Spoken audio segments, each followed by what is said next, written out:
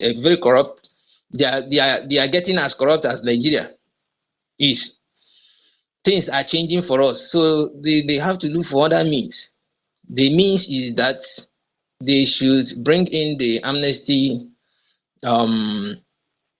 narrative, so that it will be a very negotiable one-on-one peace that we will make with them. But the morning there, or should I say, let's look at the trend. What happened when men were doing their best, the Niger Delta militants, when they were doing their own thing then? When the Nigerian military saw that things were getting bad for them, they now initiated that, because their men were dying on daily basis, and they didn't want that. So they used that method. And what did they do later? They use it as a means, as a trap, to trap in those boys who were fighting them all along. And many of them were killed. Why the prominent ones were not killed as you see, like Togo. Togo was killed in that way. He was lured out. And then then somebody just bite him, and the Nigerian army just wasted him. The reason why Dokubo and Co are still working free is because they are the face of the militancy. So it will be a very loud noise for them if something happened. And moreover, they have been paid off heavily, so they won't make any move anymore. They have been corrupted. So that is why their own is different. That is why they are working freely. Many of those boys are dead now. Nigeria has taken them to the world beyond, and that is how they operate. So it's a warning to any one of us, or any of our military, our military men, BLA and so on. It's a warning to them. Any one of them that accept this Greek gift from Nigeria or from the zoo will be a history, because Nigeria does not change, and Nigeria is not a place where the winner makes concedes to anything. The winner takes it all in Nigeria. If Nigeria were on the top, they won't even talk about amnesty. So what I'm saying is that as long as Nigeria opens their mouth and talk about amnesty, it means they are finished.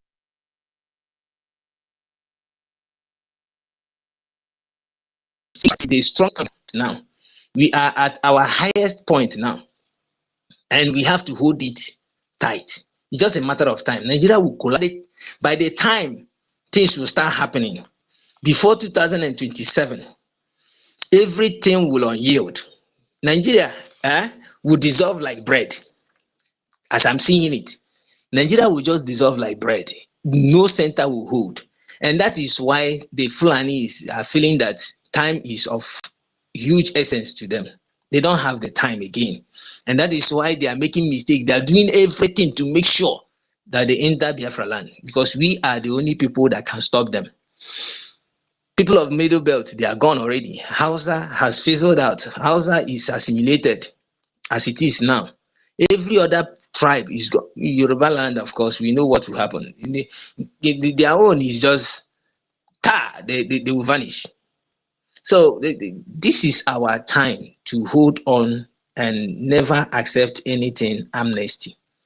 It is a very dangerous trap. And when they get us at it, remember they have that bitterness against us. That bitterness against us of how we have defended ourselves and so on and so forth. They don't have any mercy. You can imagine somewhere in Aba some time ago, some unknown gunmen came and accosted some army people at the checkpoint. What they did was they buyed some of them, the army personnel. Then they saw policemen along the way also. They stopped the policemen and then buyed some of them. Then, not knowing that these policemen arrested a young man. They arrested the young man. then chained him by, they handcuffed him against their vehicle. So this young man was the only person left because some of the policemen, fled. He was the only person left in the vehicle because he could not run and the handcuff was still on him. And many people had scampered away. So when the policemen later came back, some of them that were lucky to run away, they saw the young man, helplessly being clamped to the vehicle. They just shot him and started shooting every other person they see. And that is the way they operate. You can imagine that they didn't look for those that came for them, but innocent people who are in their homes, they will start going there to kill them, to show you the kind of bitterness they have against us. And this thing never happens elsewhere. It doesn't happen in the north. It only happens here in Biafra land. And it's a very bad thing. That is why no matter how you try your best, Nigeria can never accept you. Nigeria doesn't want us. So we have to do our best to exit. And to exist, this is the best time for us. After this time, we will be potato. Slaves will be better than us.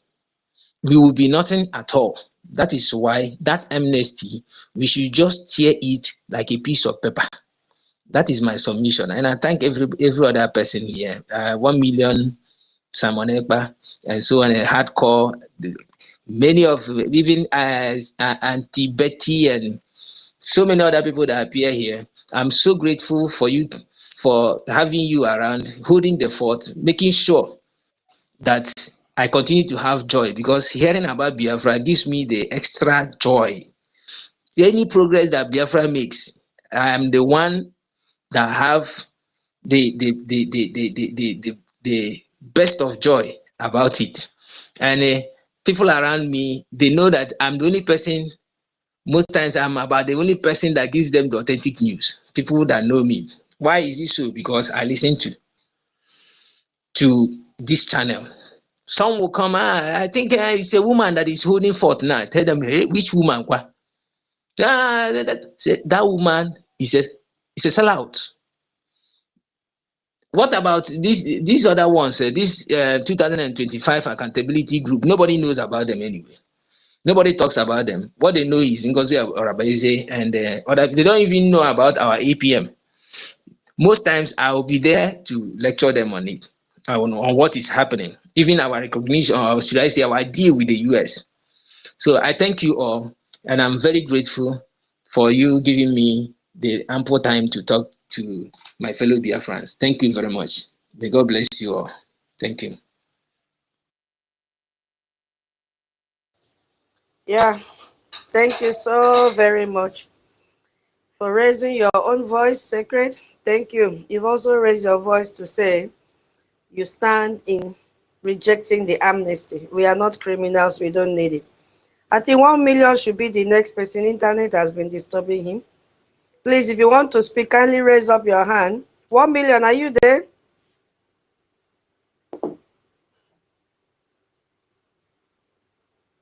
$1 million. I've been battling to bring you up since now you are here. Are you close to your mic? See, Charles is there, Stanley. Yeah, Charles, go ahead. Hey, I beg, pass the mic first. I just they come now. Today na amnesty, now they won't give us a bit. When our leader Mazinam Bikano don't tell them say Biafra must come. The whole our leader Mazinam Bikano, when our eyes see the red. These people never know the kind of insult where they don't insult us. So make us speak up for Bongi language, make they understand. It be like say they want to tell us what we never hear before. Or maybe they want to give us what be our own. I don't understand though. You enter inside my house, you go inside my pot, you carry my soup, you serve me, you tell me say you dey do favor for me. Make I come collect, make I come chop this soup because now you go warm up for microwave. But no be you cook, no be you go buy. Even though now you even cook yourself, now you get the money where they take cook the soup. Then you come, you say because you don't serve her, make I come, we come make peace. You dey give me amnesty. Who they do that one? For my own house. After you don't kill or you don't rape my family, do everything, kill many people, only me can't survive. And because you say you know if you get to me, now you don't try up and down, do everything, even bring IDP camp, come our land, you know, work. Do everything possible, nothing. You detain our leader for how many years? He no still work. You send arrest, from arrest to kidnap, and kidnap now shame no let una talk am again. Kenya don't deny honor, Interpol don't deny honor, the whole world don't deny honor. Honor still they hide on herself in shame. You and the British government.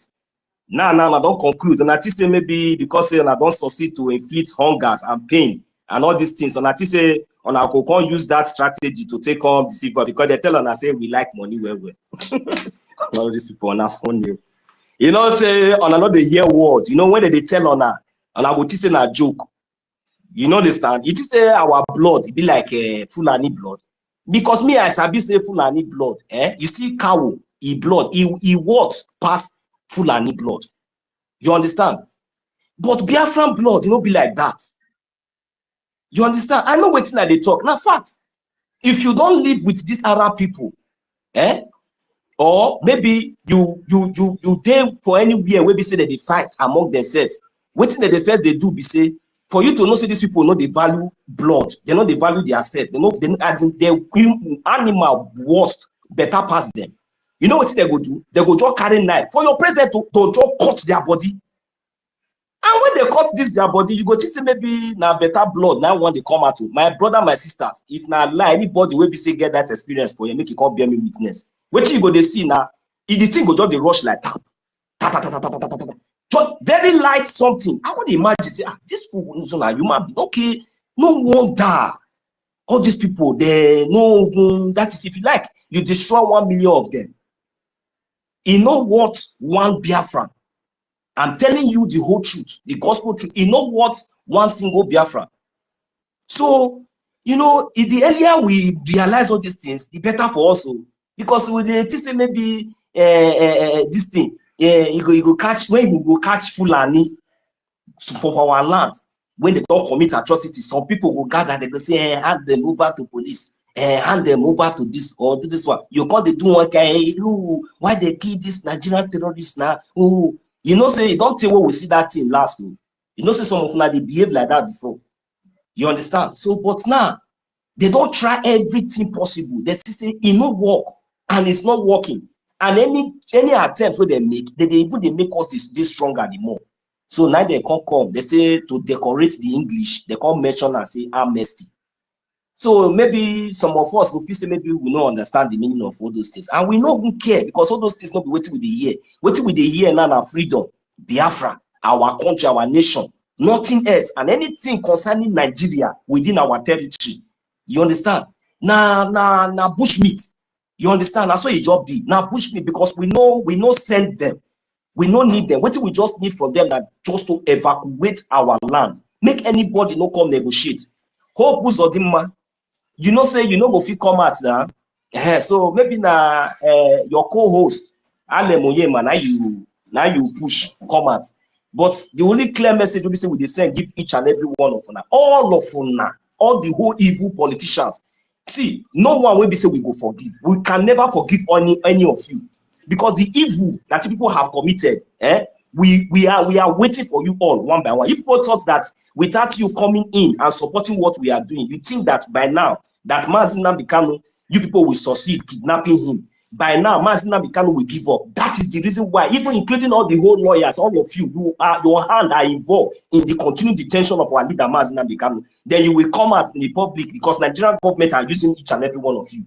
You are all there. You people cannot come out and condemn that nonsense word, even before we are even saying it. But mind all of you. Mind all of you. You people were thinking that without each and every one of you, without you coming out to support what we are doing, you think that we will never get to where we are. You think that the Biafran Liberation Army will not be standing their ground. You think that the Biafran Defense Forces will give up today. But look, the devil that has been using all of you is about to consume all of you. There is no need for us to shout too much because we are focused and we are very, very consistent. Today is another fundraising where we are having a town hall meeting today. That is another place that we are going to prove and show to you all today that We are very, very serious and we are very, very ready. If you like, continue to detain our leader, Mazi Nnamdi Kanu. All of you, including the lawyers, so including the politicians, so any of you that has been living in Abuja, pack your load, go and stay in Abuja. But if you are coming to Biafra land, come back with Mazi Nnamdi Kanu.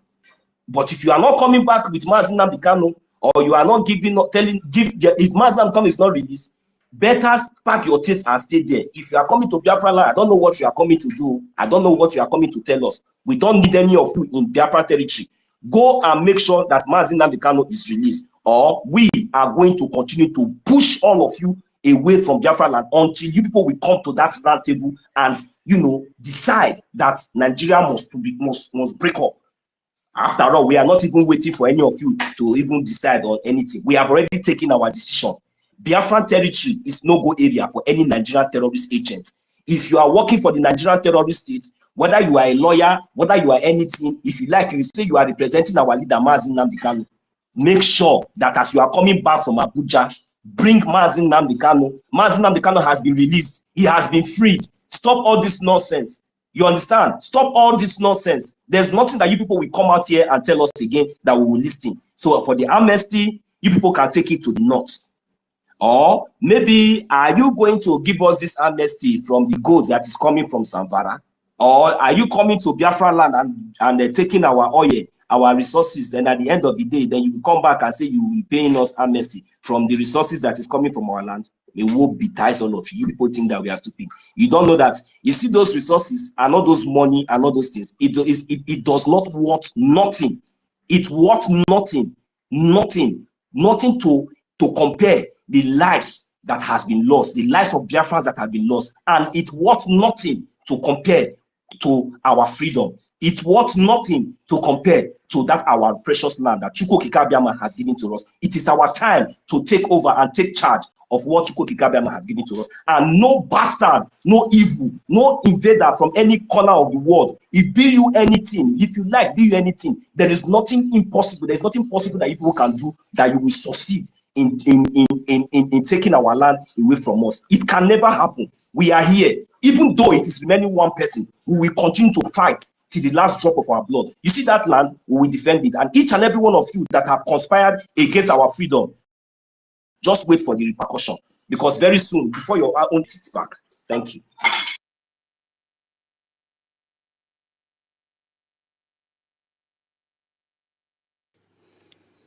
All right. So thank you. Yeah, that was thunderous. Okay, Stanley, are you ready? So, Nkiru, I'll be restarting, okay? I want to refresh, okay? Okay. So, go ahead, yeah.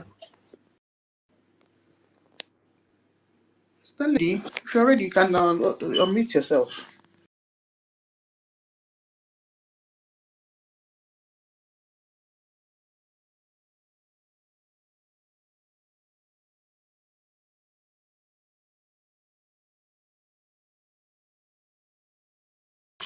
Love you too. I don't know. Yeah. I don't know what fuels you, man. But it's admirable, honestly. Yeah. I greet everyone. Yeah. Region Foodie, I greet you, my brother. It's been long. I heard you were sick. I'm glad you're back. 1 million, I greet you. Ancestral Warrior. Ebuyigwe, Sacred. Ben Owabo, I greet you. Samane Chicago, I greet you. I greet everybody in the house, this point and the space. And I greet all the honorable members that are on the space this morning. You know, actually, I can't even imagine that anybody will be, you know, considering this amnesty of a thing in the first place, except the person doesn't know what he or she is doing, or you are not a Biafran at all, like our Mr. Love said earlier. You know, it's self-explanatory for someone that is with his right state of mind. First and foremost, there's no way a terrorist will give you amnesty to start with. How can a terrorist issue you that is a genuine citizen of the United States of Biafra, that is occupying your own land, or fighting to, stay in control of your own land. This is our ancestral land, for God's sake. And the people that is offering you amnesty are actually terrorists in the first place. You should think about it. I've never seen where terrorists offer people amnesty. It's the very first time I'm hearing it. What happened in Niger Delta is a totally different thing from what we are talking about as it stands. It doesn't happen anywhere. Terrorists don't offer people amnesty. They can't come to your place and offer you amnesty. Someone cannot walk into your home and say he wants to offer you a space to occupy, keeping you under his mercy. And whatever people are supposed to know. Whoever that is even considering it or even having a thought of it at all, the person has no Biafra blood in him or her, But then money, people can do it out of, money. People have done a lot of evil because of money, And at the end of the day, that money is useless because the currency itself has no value. So how much are they going to give you? Like they once offering 3 million for someone that will give them information about our General Gentle, our Commander Archangel Makeup. The 3 million is worth nothing. If you take that 3 million, it will be useless. It will be of no use. So there's no amount of money they offer you in the amnesty whatsoever that will be useful to you. The Niger Delta youths that they offered amnesty then, most of them are useless today. To be honest, I have a lot of friends from Niger Delta. Those days they were flexing because they were paying them like weekly. They have ID cards. They go to their various local governments to take money every weekend. Man, they are living large. Those guys were balling those days, and we are wishing that we are from Niger Delta, particularly River State then, as they call it. At the end of the day, where are they today? If you go there, their place is still messed up. Some of the places that has that oil, they don't have good water because the oil have contaminated the water. The lands there are useless because the oil have spoiled the land. They can't even farm. So that money they collected, of what use is it? Those communities are still suffering. So it's not going to be of any use in case you are thinking about the monetary aspect. Say they will give you money. How much they won't give you? That money itself, they will even buy you join at the end of the day. They just use that money to lure you. You come out, you make confessional statement. We all have seen the form now. The form is that was posted here that you have to fill and all that. Imagine accepting you are this one, you are that one. Meanwhile, you're just a freedom fighter. Meanwhile, they've tried to criminalize all those things, like IPOB. They try to criminalize it, tag it all sort of name, terrorist and whatsoever.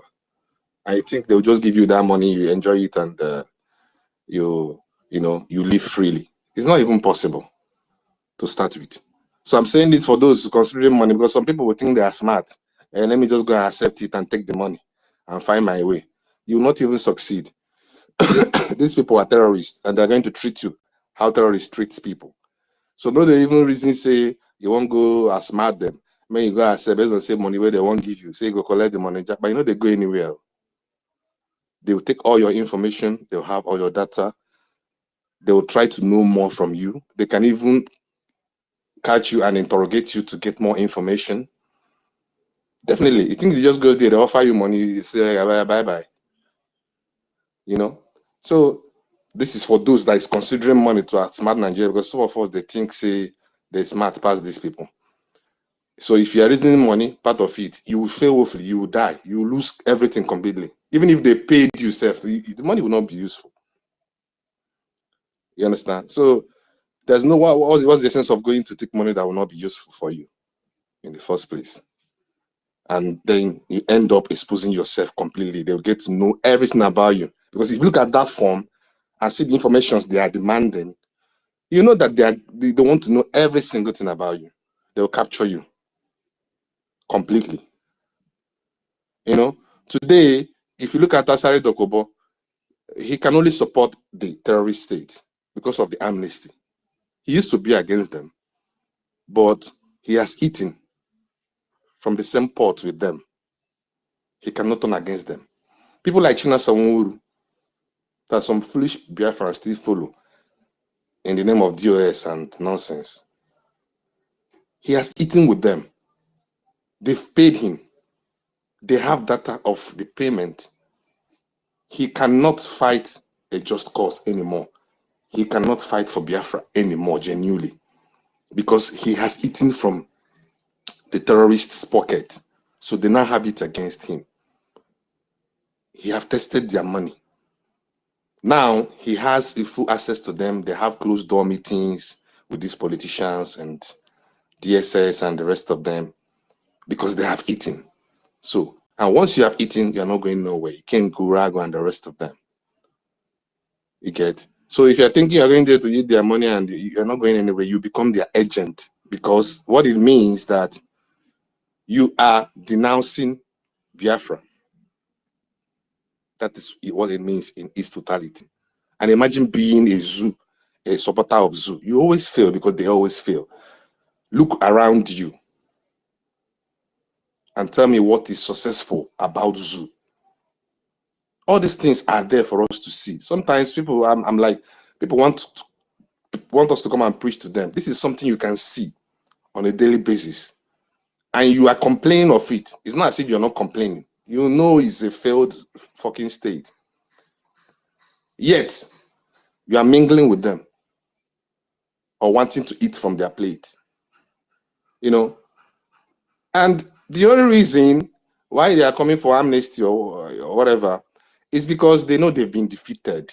If Zoo is crushing us now, for example, if Zoo is defeating us, will they call you for amnesty? Think about it. If they are crushing Biafra Liberation Army now, do you think they will call for amnesty to come and give you money or offer you any kind of privilege or something? They will not.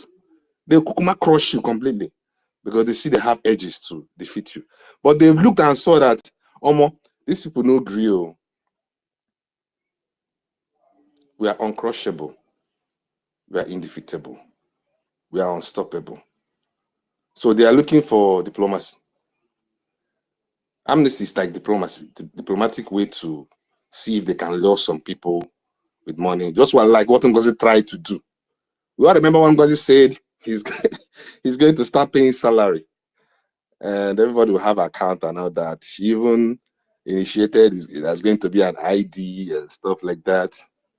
Diplomacy. That was after she has failed, you know, and she has went and opened her own operation and whatsoever, non-profit bullshit in Georgia. So she decided to try one more time to see if she can lure the defense forces to her side. So she came up with the idea of paying salary in Nigeria account. You can open an account. You know the details that is needed before accounts can be opened. Firstly, you must have the NIN, which is their national whatever ID.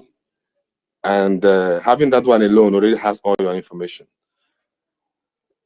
Is that what you use to activate your BVN then? Bank verification. So imagine someone bringing such idea to you. Diplomacy. You just want to have your data and, you know, easily sell you off. So this amnesty is just a diplomatic style, you know, to entice you. It's a bait and it's a death trap. You know how much they hate us. So if you're going there, think they're going to pamper you like baby, nothing for you. They will crush you. There's a video that Jamaica made sometime. One of their informants that used to bring them and take them in those places. I used to go and point hand in some kind of places, thinking, say that there Liberation Army Day. The last day that one came there, the informant came with them with all their ammo tanks. So maybe they were paying that informant because that guy cannot be an informant for free. So that last time, the guy came with them now with all the ammo tank to show them or point hand normally as he used to do. That was the day that guy was spied. The guy came with them there with the ammo tank. So, but that day, Biafra Liberation may give the water, they collected that day too. So, whether it's out of anger or they felt the guy set them up, or they felt, I don't understand what they felt, but they shot the guy there. They killed the guy there, dumped his body there. I even posted the video that time. If you long, I think it's the last month or so, 2 months ago. They shot the guy dead. Now the guy who carried them entered there. Oh, they killed him there, left his body there, cut out one of his ear, and left with it. I don't know what that means, cutting out one of the guy's ear, but they cut out one of the guy's ear and left the guy's dead body there. Their own informant too. You know, that maybe they have been working with them and all that, and maybe they've been paying him, but that they decide to kill him. Perhaps they feel he's giving them wrong information, or he's misled them or something, because that day they collected Wotot. So it's something you should refer to when we are talking about this amnesty. There is nothing good that will come out of zoo.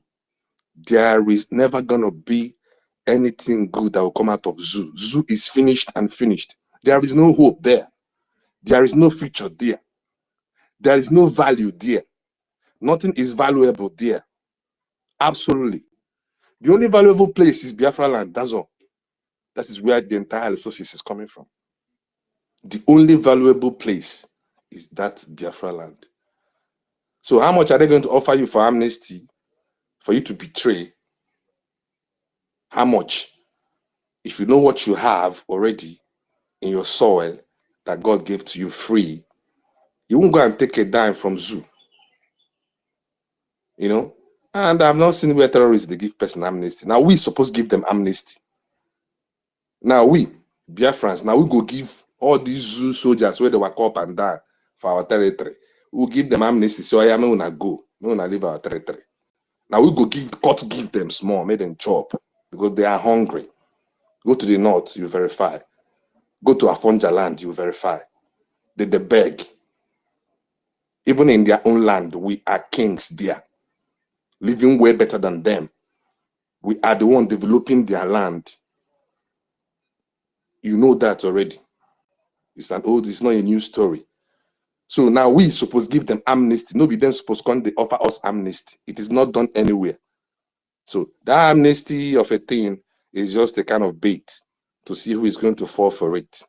You know. So, and I don't think there's anybody in their right state of mind or right senses that will even give that a second thought. Talk more of making any move to go and negotiate anything with anybody. We are winning them. That is the only way. That is the only reason why they are calling for amnesty. If we are losing, they will run over us completely and crush us. They will never ask for amnesty. Some things is something we can just figure out by ourselves. Most things are just self-explanatory by themselves. Except the money they find. And like I said, that money, you know, go see them. Even if you see them, it will not be of any use for you. At the end of the day, you will become their agent. And you know, as they be, go and check those will be their agents. The ones you know, China Samura and Co. How are they faring? That is the question. Iken Gurago, how is he faring? He can't even enter the Niger self. Now South Africa in there. For the South Africa self, in the hide. China Samura, whether na Saudi Arabia, I've been away in there, I've been Qatar, I've that one too, the hide too. All those ones, how are they faring? Asari Dokubo, how is he faring?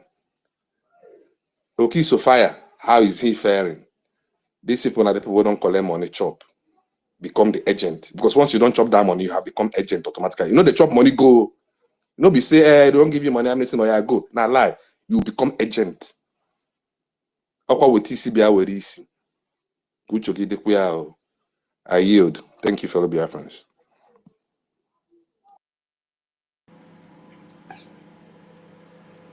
All right. Stanley. Thank you so much. Yeah, I want to say one or two things. Yeah, but I'm busy. All right, let's just move. I'll talk later. Hey, Bigwe, where are you? Okay. If not, I'll just bring up Odom because Odom is requesting. Okay, let me just because this Stanley has charged my brain now. Hey, hey. Says when you collect their money, you must do what you signed it for. You must do it. And that is the more reason why all the saboteurs are running mad, beginning from this Chinas and Woro. Look at somebody that was working with Onyendu.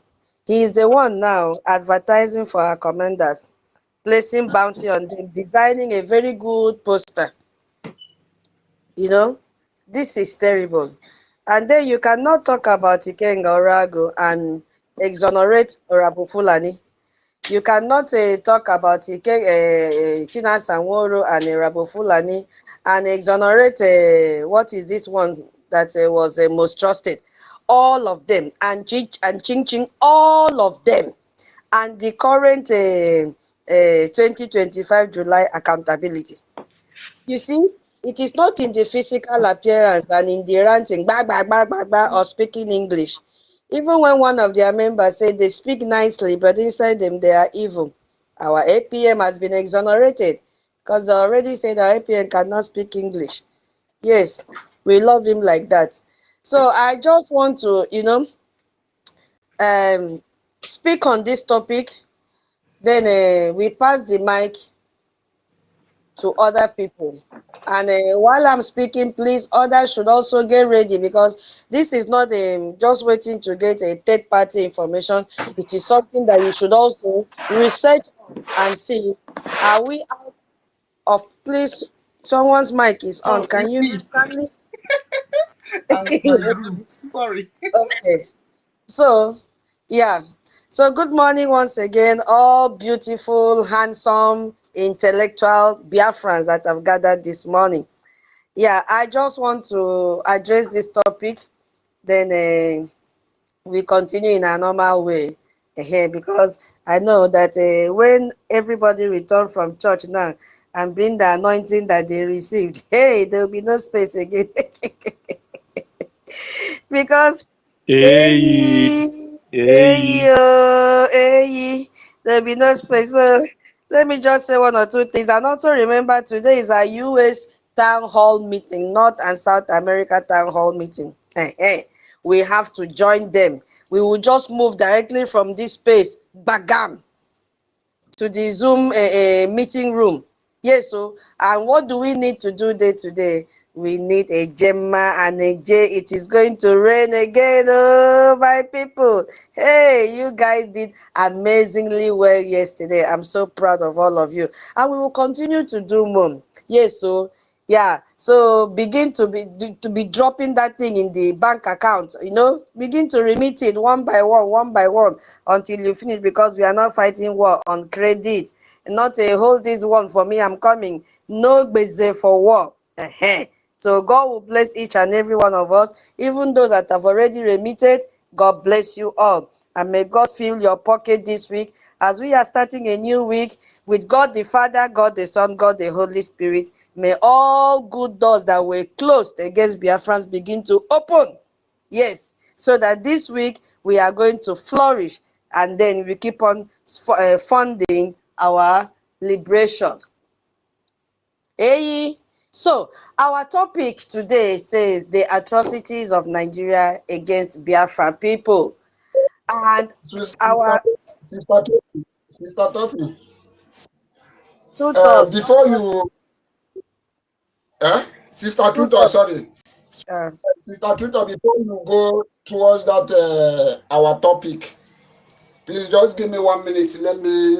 I have something to say based on what our last Okay, the okay, person who gave submission now.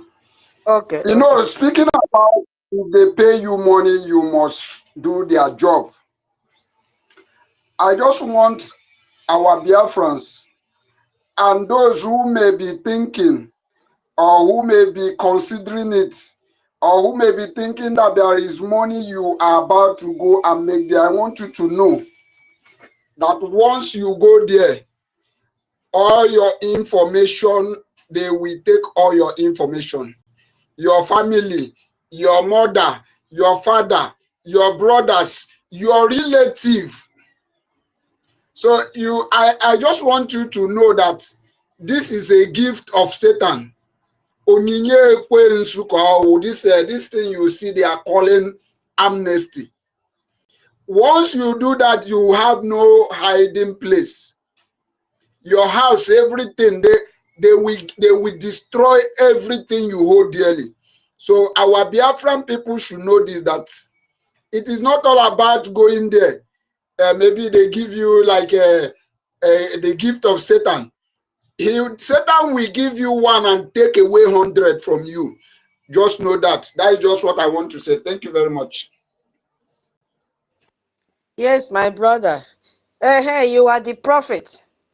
It is a fact. And I believe most of us that went to church today, our pastors might have also bring this topic because it is always there in every sermon. When you go and collect blessing from Satan, he will take hundreds, thousands from you. You are going there individually, but you are going to finish all your entire generation. In fact, they will kill you on top. Because this amnesty that they are talking about, they will be targeting the male, the guys of Biafra. And what does that mean? They will lure you, they will appetize you with so much amount of money that it is irresistible. When you go, that thing in between your legs is gone because they will kill you. You don't have generation again. And before they even kill you, you have to, provide all the information about your family members. Your innocent parents will be killed. Your siblings will be killed because they will begin to tag them, ESN, tag them all manner of names. We have seen that. So the best advice, and from also what our government have said, run away. Run away from amnesty. Is not giving you anything good. Instead, it will kill you. And it's one of the points I will raise as I'll be, giving my submission this morning. I'm breaking my own point, my submission into two. I will first of all talk about the atrocities of Nigeria against Biafrans briefly, and before I go into this amnesty of a thing, which we have outrightly rejected this deceit, because to me, it is a deceit from Nigeria. So suspicious. As one of our brothers said, they have lost it all. That is why they are coming out with amnesty. Tofiakwa, Olomaje, Abasie benefit. Tak, Edi Kanon. We don't want. So now, there is what is called scars. Scars is there to remind you of what happened to you, an unpleasant situation. You understand? And that unpleasant situation always end up making you to be very, very focused and will not allow you to repeat such a thing. I remember I have a scar in my hand, on my palm, the back side of it. That time we used to go to nursery school in Nigeria. And we had a maid, housemaid, that, and that time I did not used to eat food. I want to explain this scar so that people will, put one and one together. I did not used to eat food. The only food that time I used to take was tea. I love drinking tea even till now. And when I say tea, you people should not laugh at me. I am talking about Milo with that time peak milk. That when it remains, I will put it in my tea flask and take it to school. So one day I came back from school, and instead of me to eat what she gave me to eat, I started crying for tea. And then she went and put water in kettle on a gas to boil, just to prepare tea for me to drink, because I was really crying. This thing happened when I was 7 years old. The scar is still on my palm. And then when I told her, she's dead already, may her soul rest in peace. When I told her, I'm hungry, give me tea. So with anger, she removed the water from the kettle that was already boiled and said, I can pour this water on you. Immediately she poured that water on my hand because I was pressurizing her to give me tea. Now that scar is on my hand. I can never forget. You see? So when I see that scars, I quickly remember how I got these scars. What led to these scars? And what lesson have I learned from these scars? Can I also transfer this message and the lesson I learned to my children, and also to my loved ones. You understand? So these scars about the genocide of Biafrans have been lingering in us for so many years. You understand? The foundational trauma of Biafrans stems from this horrific 1967 genocide, and it was a total ethnic cleansing. For those of you that have joined this place and you may be wondering, maybe you are a visitor, you don't know much about Biafra, I just want to give just a little insight of the atrocities Nigerian government, Fulani Caliphate terrorists, have meted on Biafrans, that it did not start today. We saw thousands, millions of Biafrans murdered across Nigeria. You see, we have been murdered year by year, day by day. Over 3 million Biafrans were murdered. I think it's even more than 3 million. You understand? And Nigerian state weaponized Biafrans with hunger. They prevented food and medical aid to reach Biafra people. And that is why our people died. And we also saw this in Asaba massacre in 1967 as well. How they bombed civilian areas where people were. Our women, our parents, they were all unarmed. These scars keep on showing in our hearts. When we read books, we see these scars. When we talk to anyone about Biafra, we see these scars. When our people are killed, we see these scars. When their houses are burnt, we see these scars. When saboteurs stab us, we see these scars. We cannot forget, because justice has not been done. There is no justice. Yes, there is no justice. So these scars are there even among the survivors. And their descendants, we are their descendants. As our PM used to say, we are those Kwashoko children. We are the people that Major General Philip Young said, if Nigeria don't treat us well, that their children will, resurface the struggle. And that is what we are doing. The scars are still there in more than 80 million hearts of Biafrans. Some people may deny it because they are taking money from Nigeria to sabotage us, but deep down inside them, if they are Biafrans, the scars are still there. There is no parent on earth that will not pass the story of Biafra to their generation. So if justice is not done, and the only justice we need is to be free from the terrorist caliphate, is to be free from Fulani that they have ganged up to kill us on a daily basis. So even when decades have passed, years have passed, the persecution, what is paining us is that the persecution still persists. Their modus operandi has even shifted. Now I'm going to tell you a little how they have shifted it and where they have shifted it to. Even though some still resurface, they are using so many tactful ways to kill Biafrans, to continue to suppress us. But the intent, my people, and those of you listening and will listen later, the intent still remains. Let us not forget to suppress Biafran's identity, our hope and our aspirations. That intent is still there. No matter how they come out and customatize the situation, deep down inside them, their intent is to suppress us. And we have come out to say, no, you can never. We have seen extrajudicial killings and excessive forces on Biafrans. A lot of people have documented this. How Nigerian military terrorists opened fire on who? On armed Biafrans who are just protesting for their civil rights. We saw the report from Amnesty International. He reported that if individuals were being shot as they were running on their own back while fleeing these terrorists. We saw it. And once they shoot and kill you, they confiscate your bodies. Now today, it is very clear what they did with the bodies of our people. They cut it and started selling out their organs. Yes, this massacre is still going on.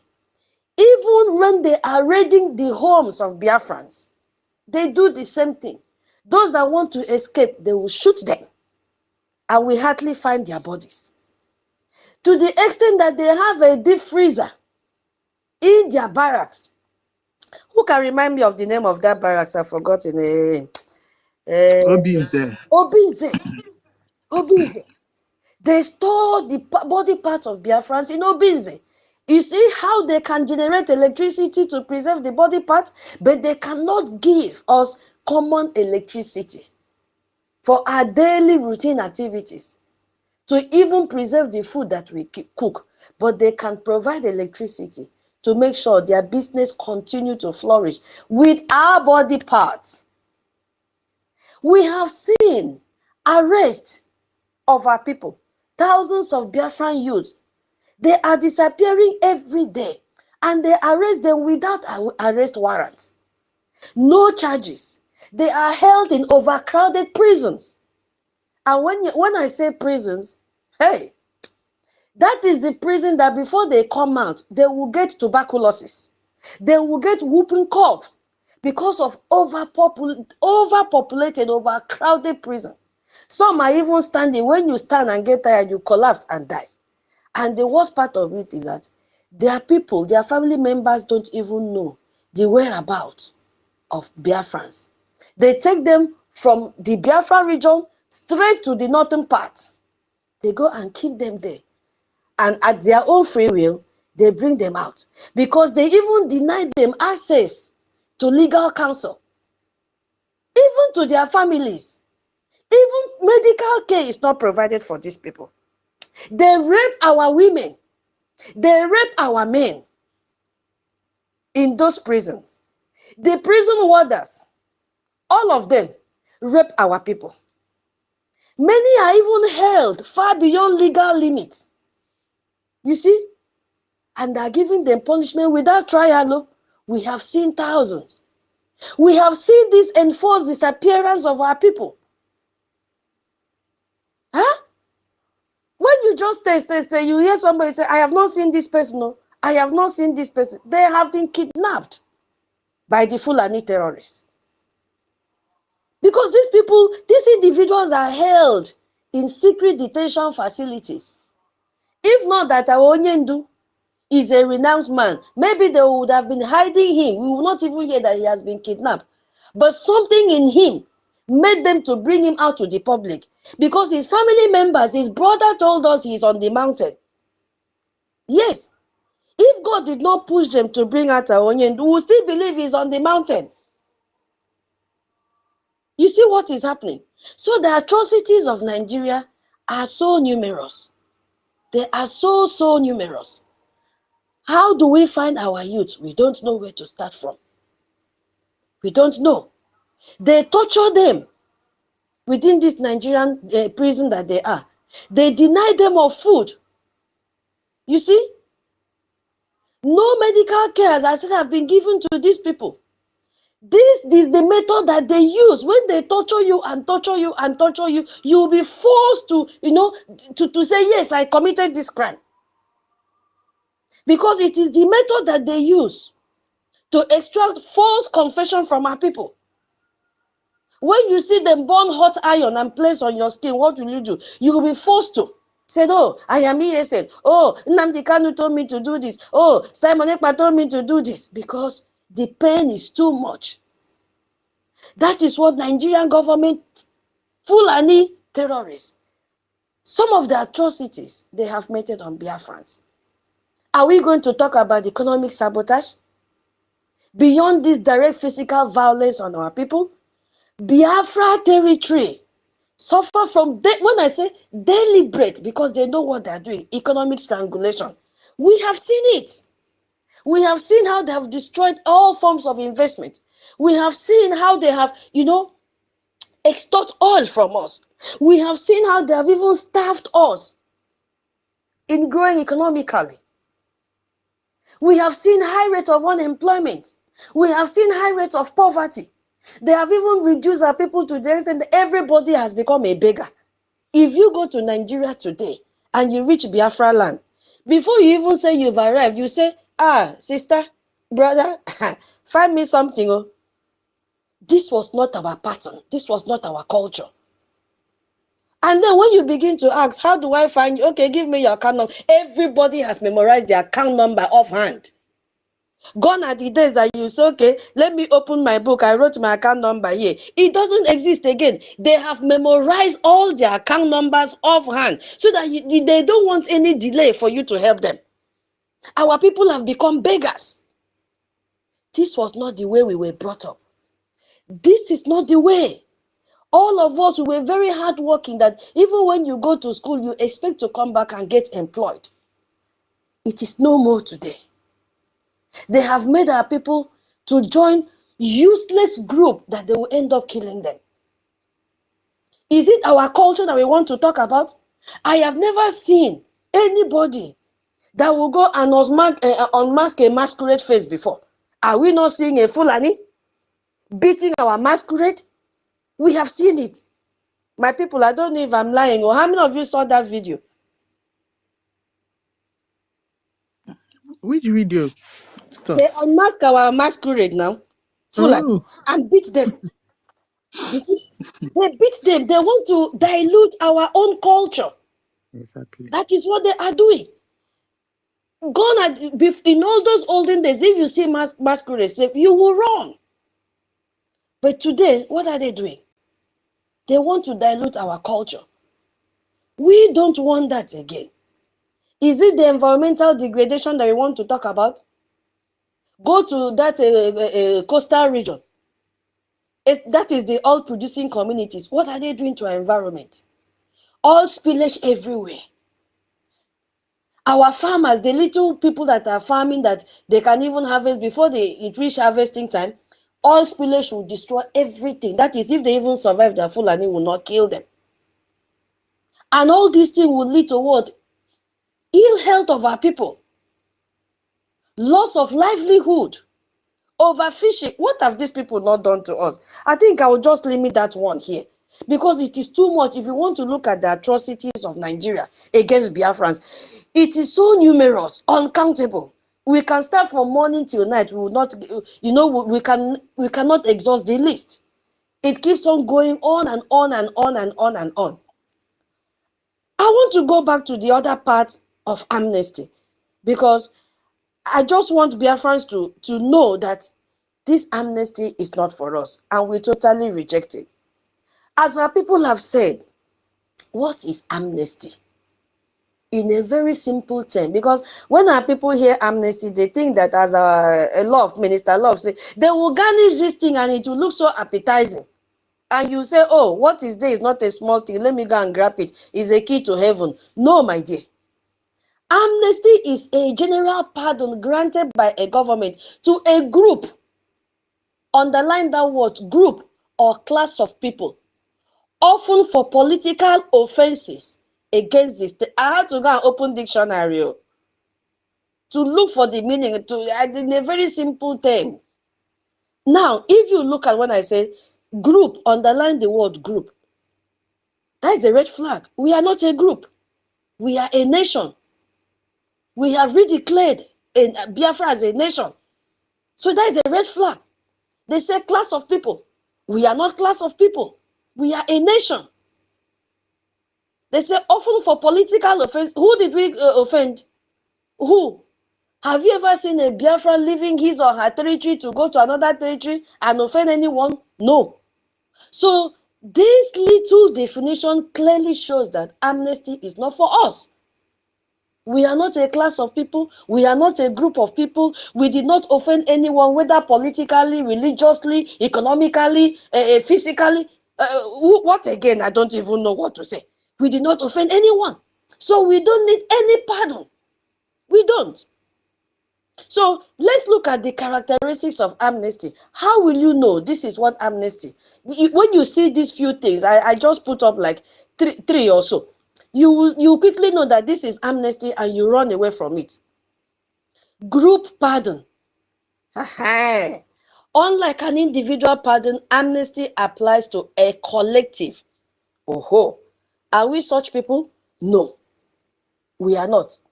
Political offenses? No, because it's often for crimes committed in pursuit of political objectives. No. Goal of reconciliation. What are we reconciling? Who did we offend that we want to reconcile? This is not for us, Biafrans. You know, this is not for us. So why should we reject it? Why should Biafrans reject it? Because Biafrans must reject this amnesty because it is a track for us to eliminate us. Once they track you, they will eliminate you. And not only you, your entire generation, your entire family is gone. We have seen this experience over and over and over again.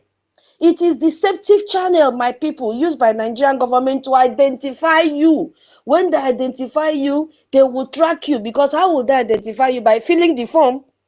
Because the form is out. You will fill the form. Okay, this is one of them. What will they use that form to do? They will use it and track you. And track your family members. And then they will use it to neutralize all of you. Yes, because they will see you as their enemy. And we know that individuals who have in the past engaged in this amnesty, often face very severe consequences. And the highest consequence they can face is, will first of all arrest you. That arrest, you are not coming back. They will forcefully make you to disappear. They will kill you because they will use you to gather information. And guess what? When they gather information from you, what you have no use to them. You are of no use to them. So Biafrans accepting amnesty, you are just walking into your death and your grave. We are shouting here now, and this is the same way we were shouting to all of you. Don't follow Rabu Fulani. Don't go and open accounts. Don't pay money into the account of Rabu Fulani, and you did not listen to us. Today, what has happened? What has happened today? Your names were published. Your houses were burned. You were killed. Look at the number of people that got lost when they went and did parade in the bush. I have never seen a nation parading inside a bush.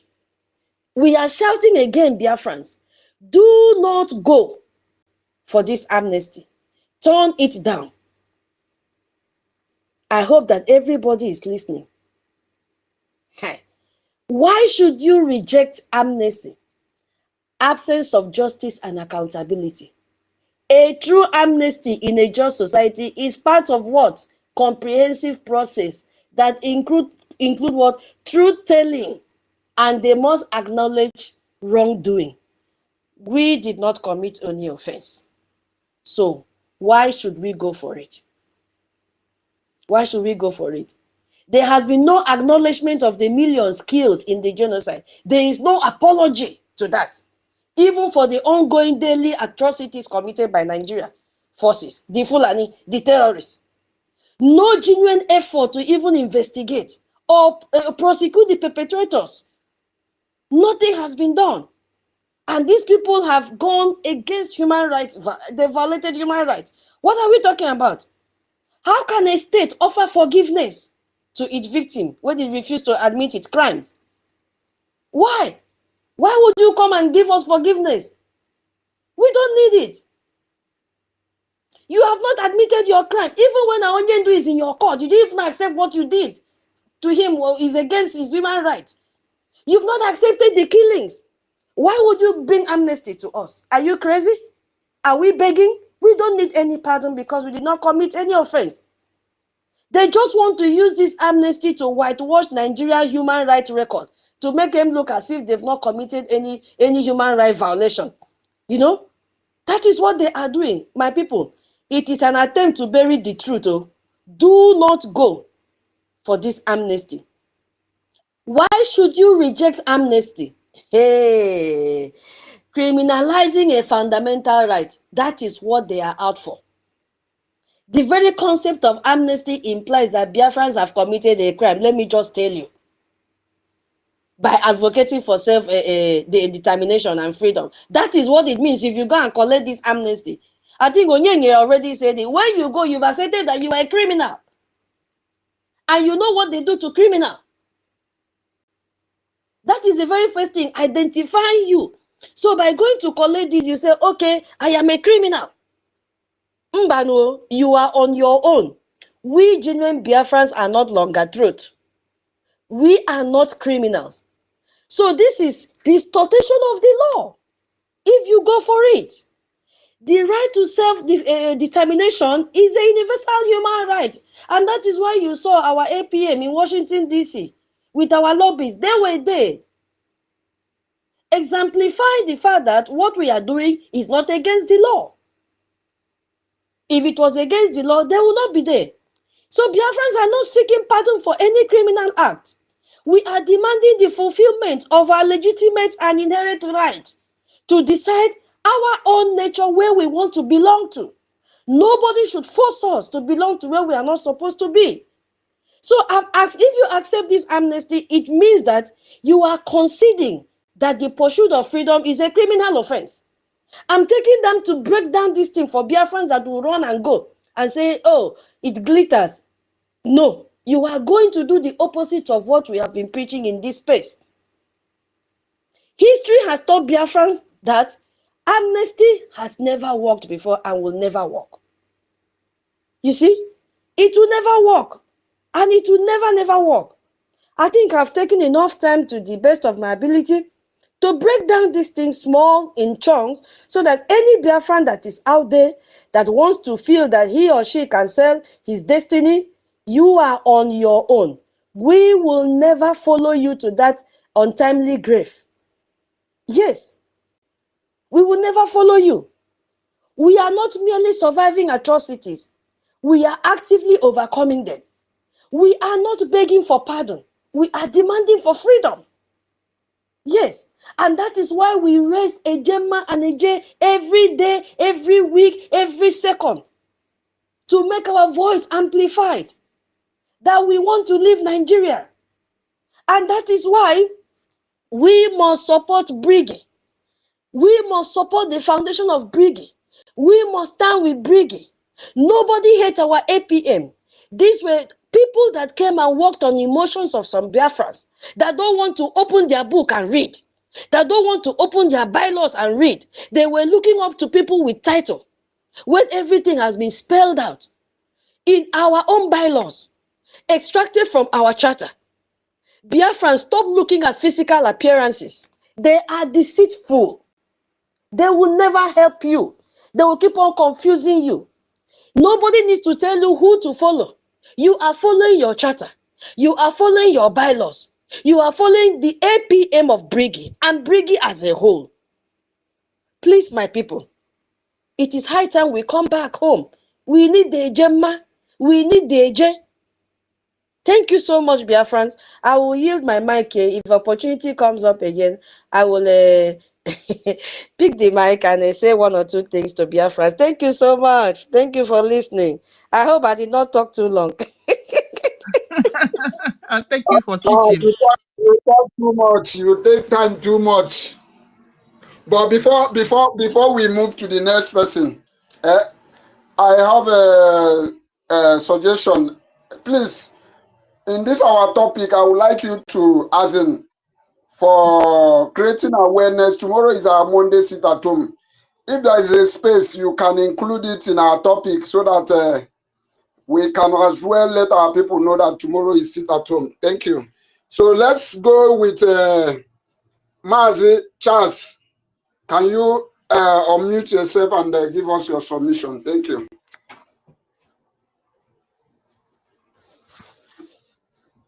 Mazi Charles, are you here? Unmute yourself.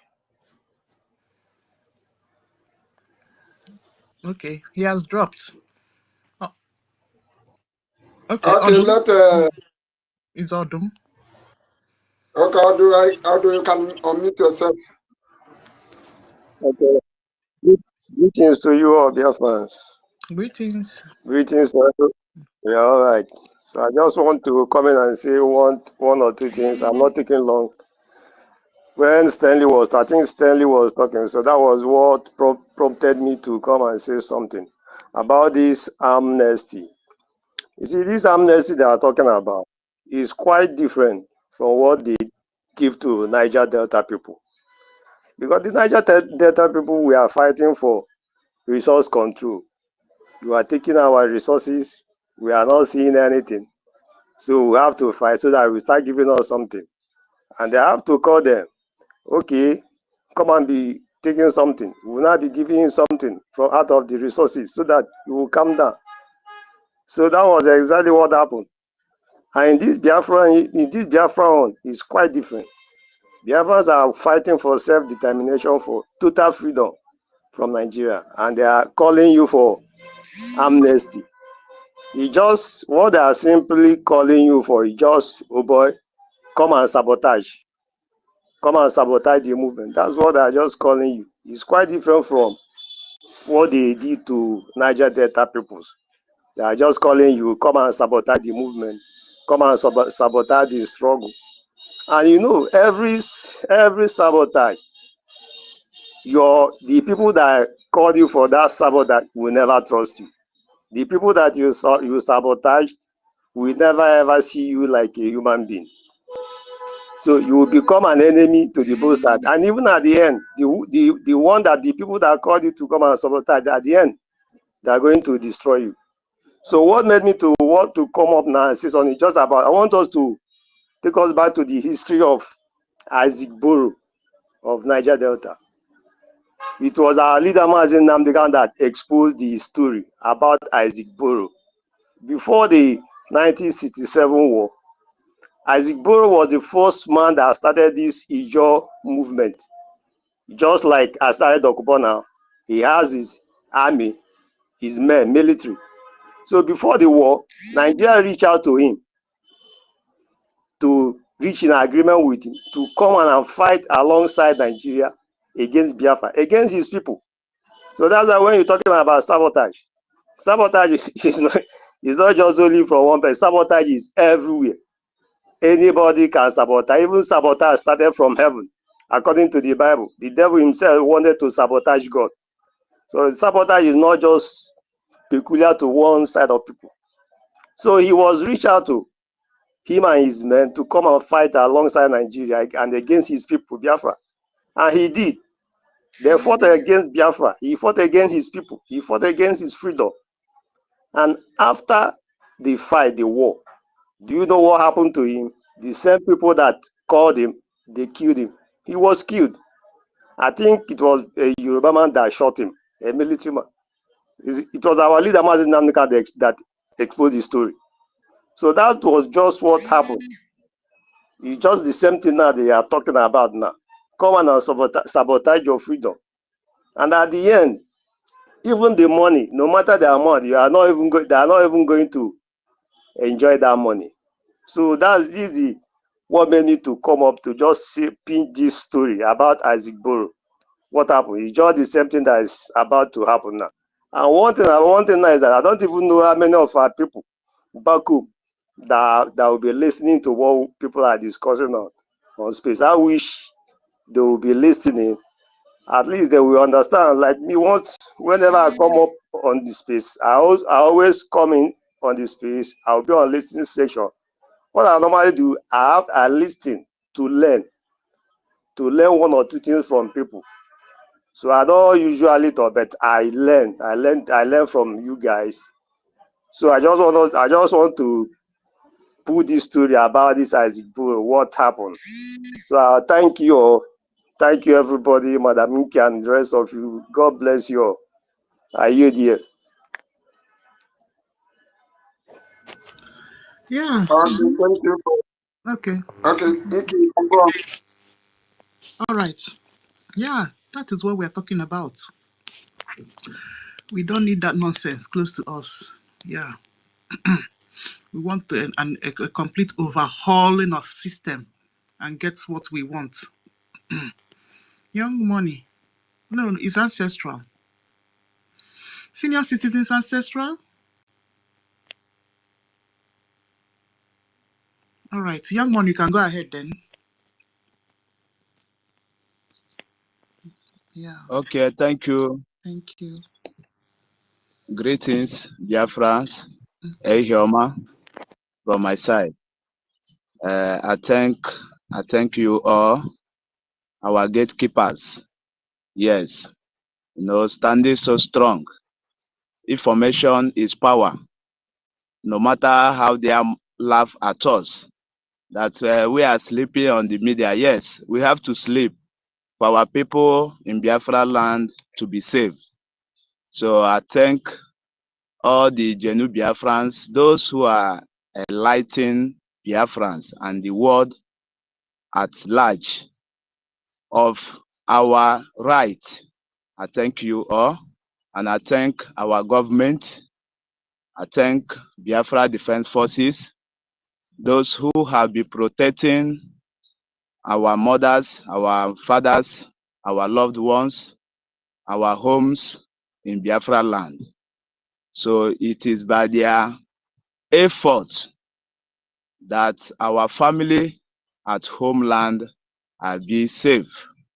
That we don't have IGP camp in Biafra land. It is the duty of Biafra government and the effort of Biafra Defense Forces. So I must see the reasons that we must thank Chukwuka Biama for where we are today unto the restoration of Biafra. I greet everyone.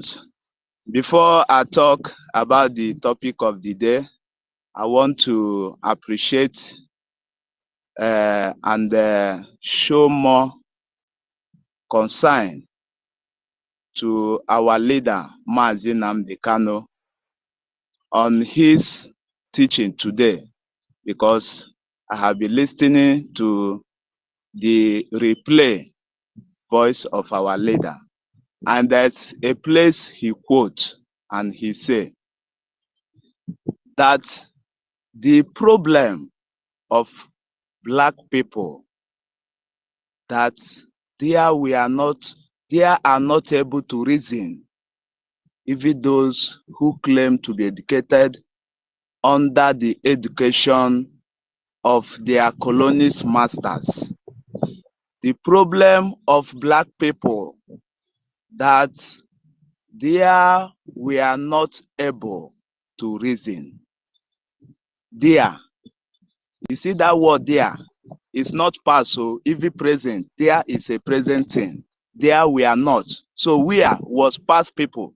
So not able. So there we are. So the past and the present. So even those who claim to be educated under the education of their slave masters, of their colonist masters, then we come generally to this.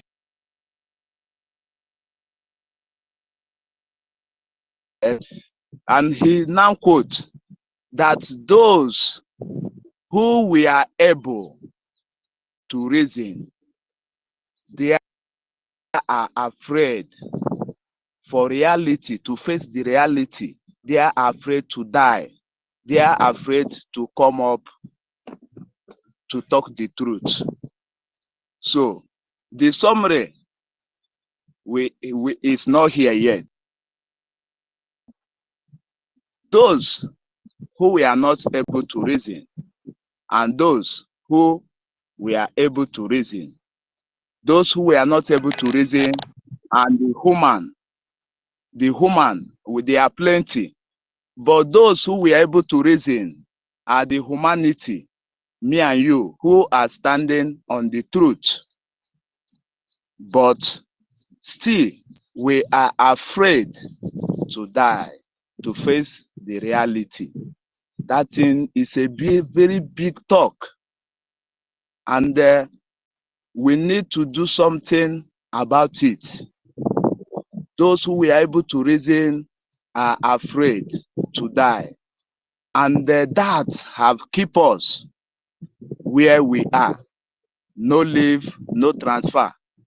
You are afraid to die. That thing you are afraid to die, he never leave you. And you are still living. you born under that captivity you are. Your generation is like you pass the suffering, you pass the slavery to your next generation. Them too are afraid to die to fight for the rightful thing. The end will result to them. The end will result to them. Let me run out to exile, and go and look for green pasture and help my family.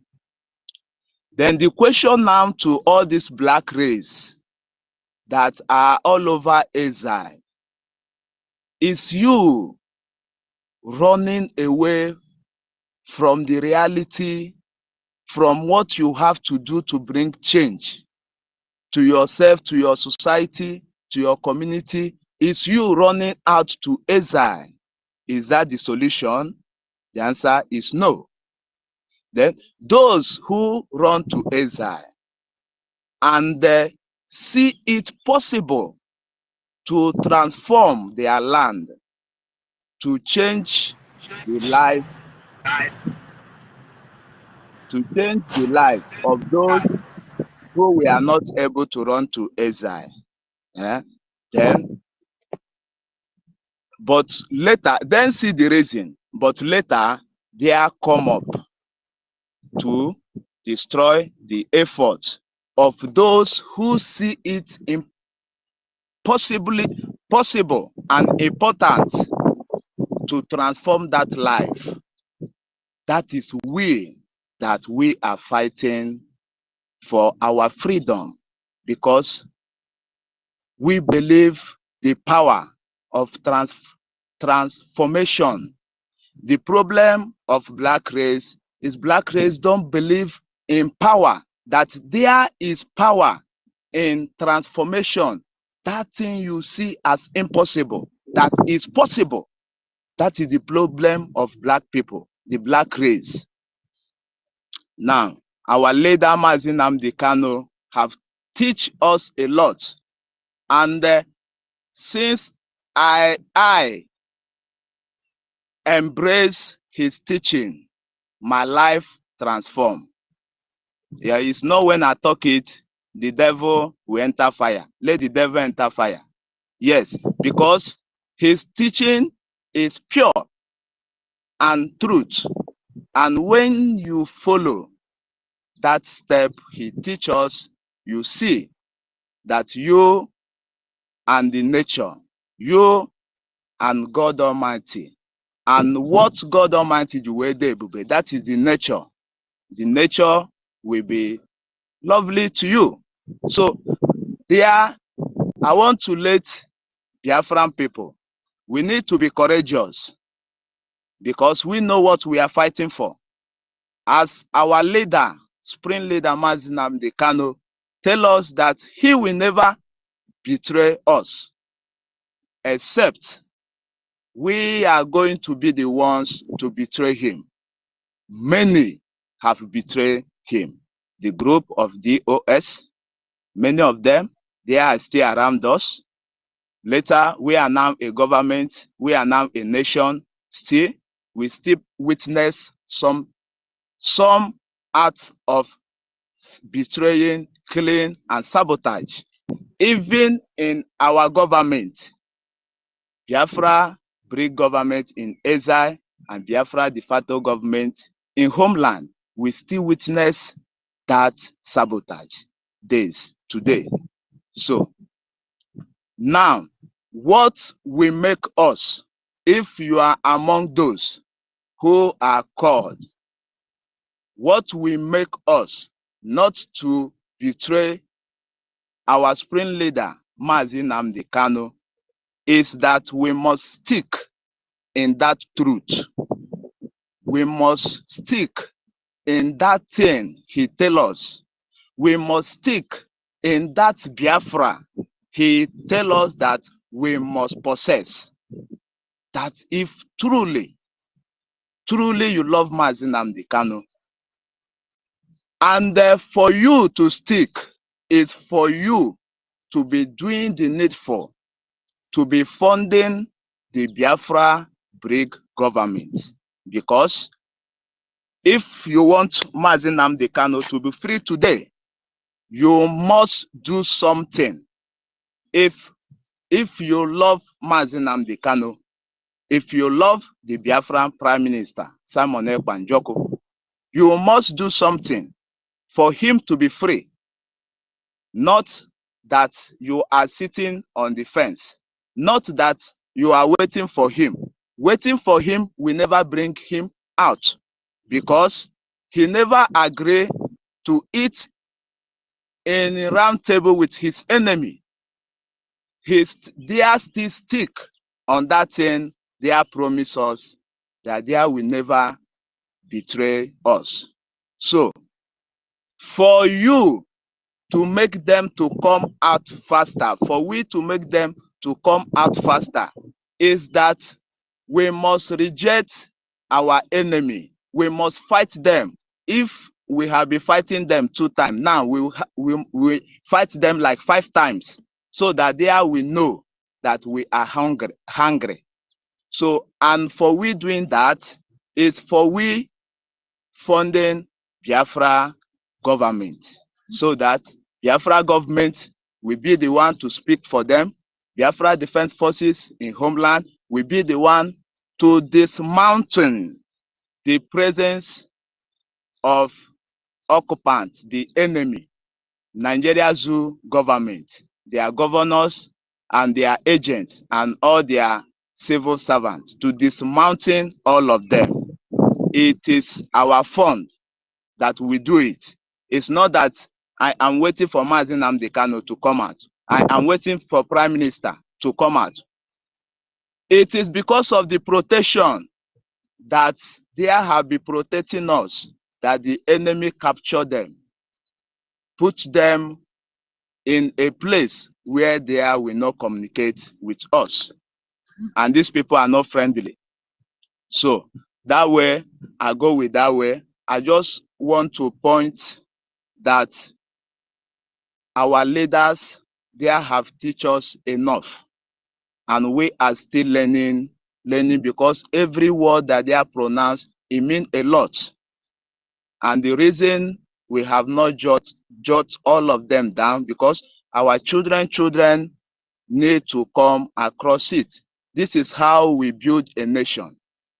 It is by what we contribute. It is by what we gather that our generation, here we still come and see the history as it was written. We will pilot every words of our leaders to make sure that our generation will protect this nation that me and you, we are fighting so hard that the enemy will never overpower us. And Biafrans, we must fight so hard for enemy never overpower us. Because if these people do, these people are vampires. And we all know they are not friendly. They are always hand over power to their children. And those their children come up to be double wolf among the sheep. So we, the good ones, the only thing, there are many, but we are few. But at the end, we must be victorious, because God always stands with those who fight for justice.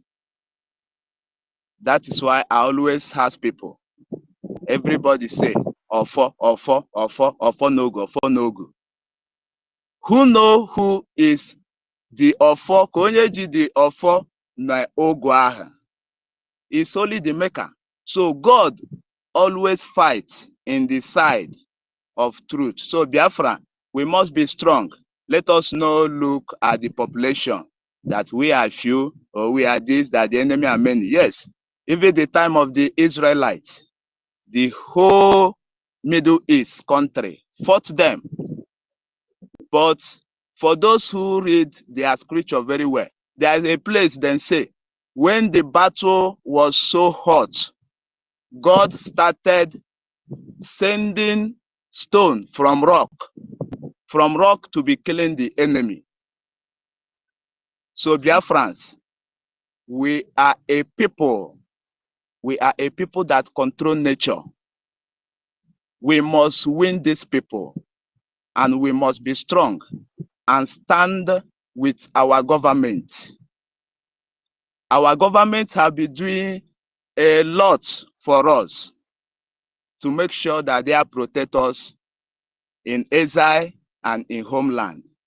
Now, all we have to ask ourselves is not what our government can do for us anymore. Now is what we have to do for our government. Yes, because what make every nation prosperous, blissful, is not what other nations do for you. It is what you put in a table for other nations is what make a country great. Now I come back to personal life. Personal life, what make we humans a great? It is not how they employ you in a high places or how you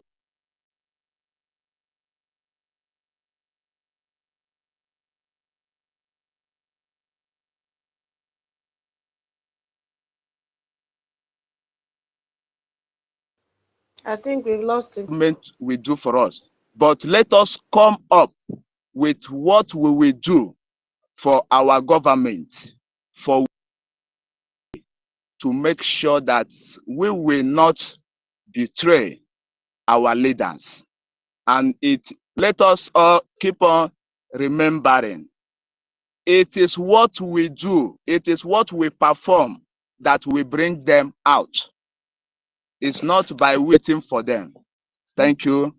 I just want to appreciate my leader for his education into Biafran people. Now, I want to talk about today program, atrocity of Nigeria against Biafrans, rejecting of amnesty.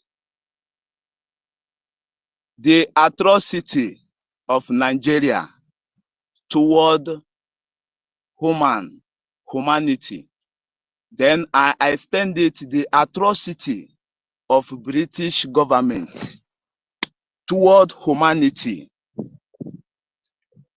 The atrocity of West Africa organization toward humanity is terrible.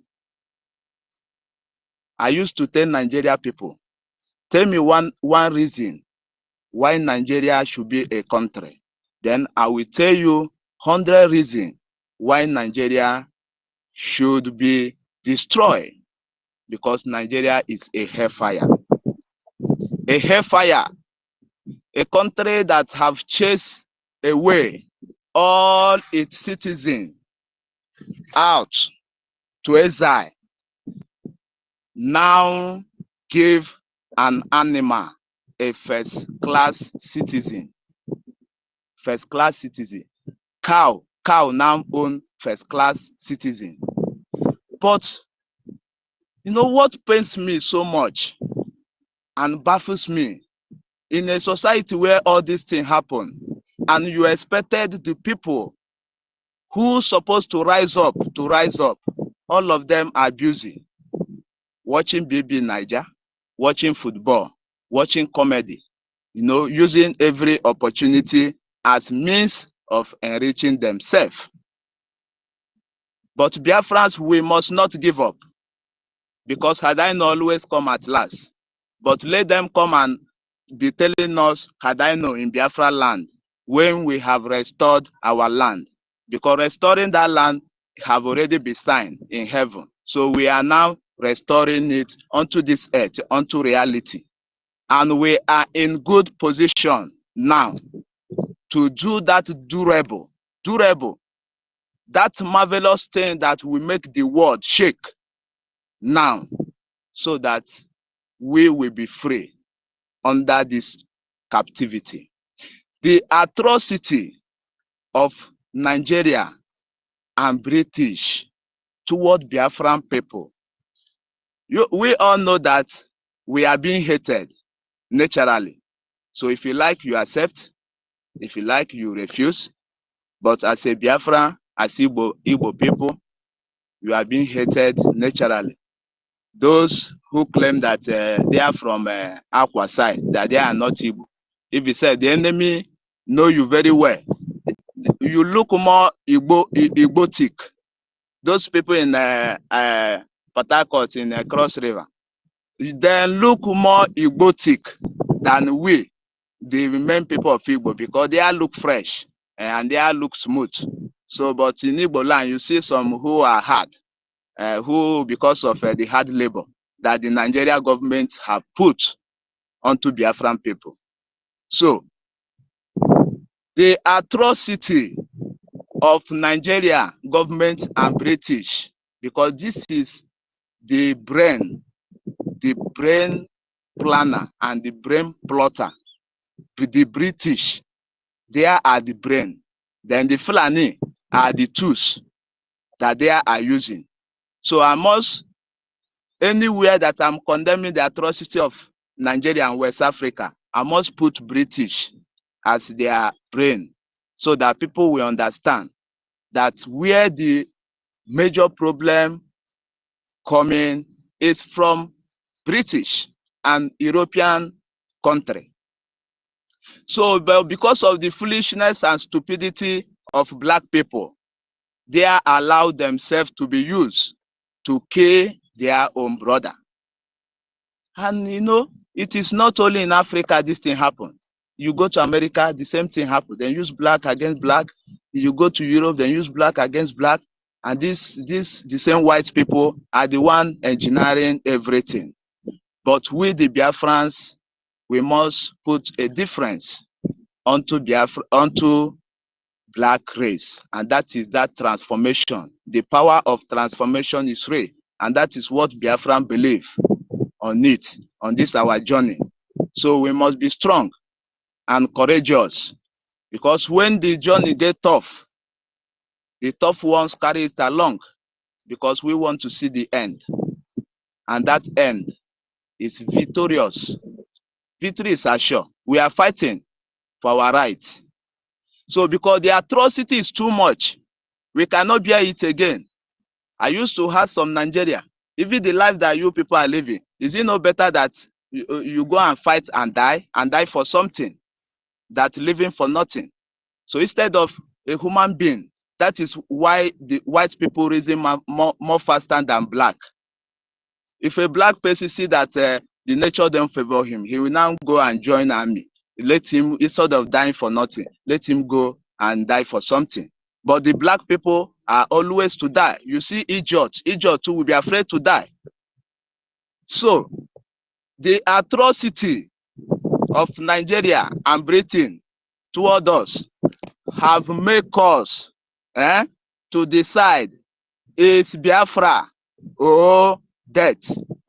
Is Biafra or everything in West Africa will be collapsed? Because these people, both Britain, are the brain gear of engineering what is going on in Biafra land. So we know ourselves and we know what is going on, because these people, they have chased us away to exile, and they have chased us. We have now met a wall. There is no more extending forward. You look the other side, you see an ocean, so you cannot go there. So the best thing is to stand and fight like a man. So we are telling our enemy, both those who speak Igbo, those who claim to be Biafra, and those Hausas, and those Yorubas, and those Fulani, and those Britain, we are telling them, if they think that we are joking, let them wait to the end, if they can tell the story. Because if they refuse to let us be, they can never tell the story. We are not afraid of them. The Fulani know. The Hausas know. If the British and the European and the Middle East will remove their hand in the battle in that region, I used to tell Yoruba people that if Britain can remove their hand in what is going on in that place, then let us draw a battle line between Yoruba and Hausa people. We match all of you together. Then we, the Biafran people, let us come out and we see who will remain. I used to tell them, one middle belt man, we are here together. Last year when Biafra was waxing so strong, he told me about his own stupidity mindset, why Biafra should not go. That when oil was not located in Biafra land, that it is the famine from the northern region that Nigeria build River Niger bridge that enter Biafra land. He now say, okay, now they use their money to build for us. Now we want to separate and go with our oil. And now ask him, is oil your problem? But our leader, Mazi Nnamdi Kanu, have promised you people that Biafra will give you people oil for free for 50 years.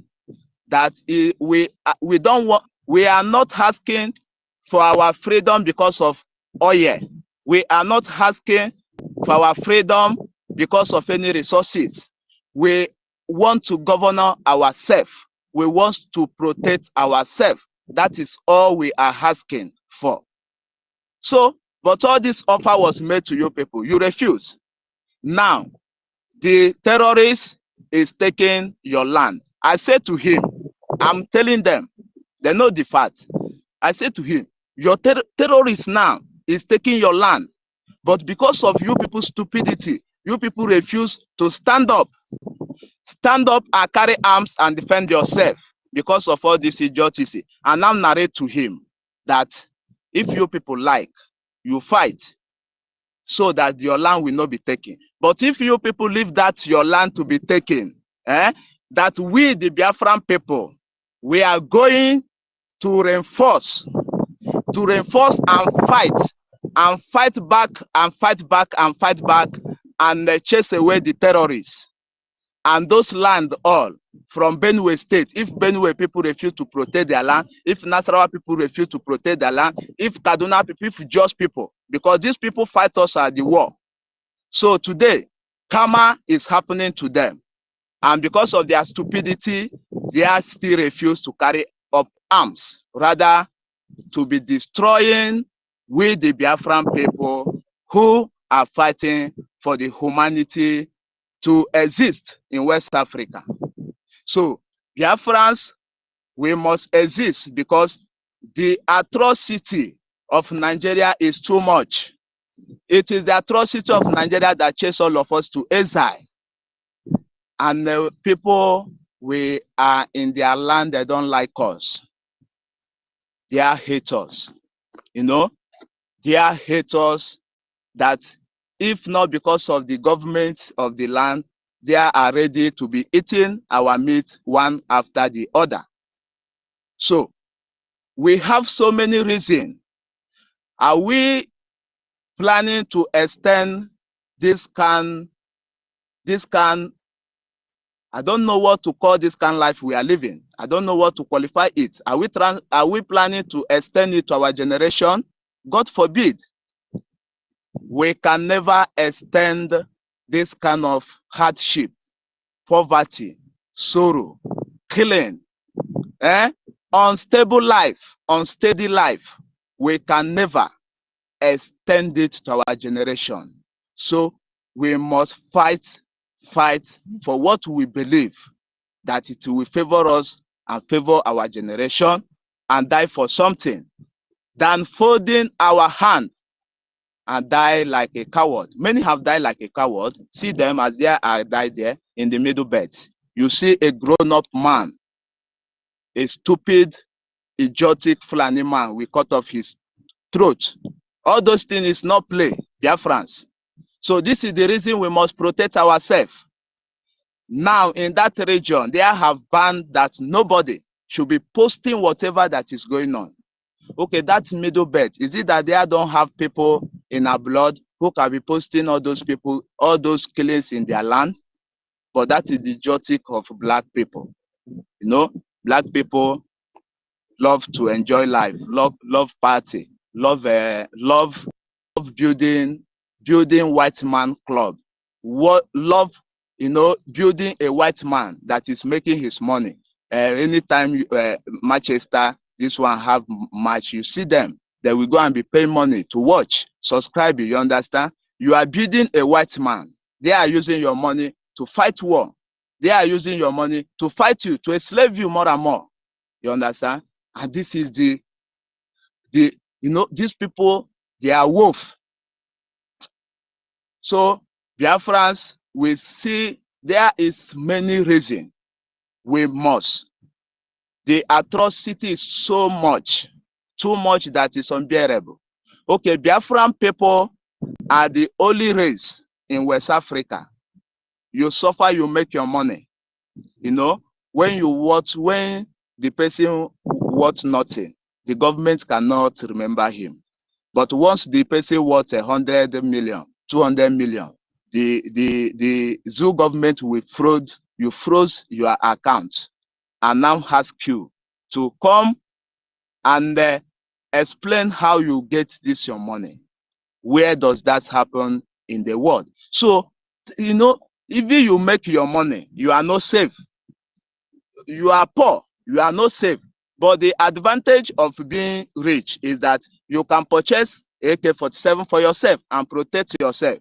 But the question to those importers in zoo, how many of them have AK-47? So none of them. So these people, they don't believe in the power of transformation. So here we had what they believe is EHI water. No, you have to plan for a nature so that a karma will now work with your plan together. So Brgie water, they busy do EHI. It's only in that zoological land that I see if the government and the citizen live the life of EHI water, because we don't have stable life there. We don't have you see a healthy somebody, a businessman, a day break, he may say, okay, let me go and purchase a goose from Enugu to Ikemba State. But because of the bad road in that region, you see a down with a trailer will come and clear those people. Somebody who is healthy, you hear that person is dead in road accident. That show a nation that has no stable life. And that is why the Biafra proverb now negate the situation. They now say EHI water, because a place they find themselves is a organization where we don't have a stable life. If you see a community, we go to bed at night peacefully, helping to sleep and wake up the next day. Just 1 o'clock midnight, a Fulani terrorist will invade them and cut off everybody, both the babies, both the adults and everybody. It's only the women, the young one, they spare, because they use them for sex tools. It's only the young lady they spare. But sometimes they kill a mother with a baby, because that one have a baby. So we must destroy her. So tell me the stable life in a society like this. Tell me what a society like this have for you, black people. That is why our leader talk. He said, no, I'm tired of talking. Because the people he's talking to, they have ear, but they do not hear things. So Nigeria is made for destruction, and we must destroy it, Biafra, for we to exist. And we have destroyed them. They know if we look more valuable anywhere we are than them. Yes, because when I present myself as Biafran, I will be more respected than presenting myself as a zoo citizen. They know that. So, Biafrans, we must work so hard. And we believe in power of transformation. What we are fighting for is real. It's real. Let us be stable. Let us stand so strong. Stand so strong. The victory is assured. Otere Zaka, our prime minister gave us 5 years. So this is the 5 years.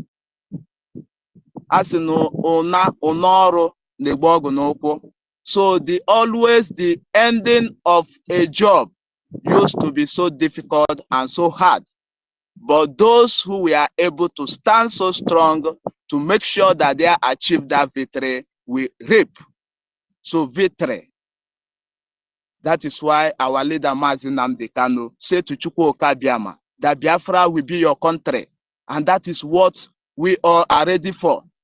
That land, instead of a terrorist to come and take it, Chukwuka Biama, come and take it. And that is the battle, the fight we are fighting for. So Biafrans, let us never be discouraged. Let us be strong. Because in that zoo where we come out from, we have no hope, we have no future. All we have is destruction, destruction, destruction. How many of us have a problem in exile and the zoo government will come for you? No one. So we have no reason to live in that hellfire. Zoo is a hellfire. A hellfire.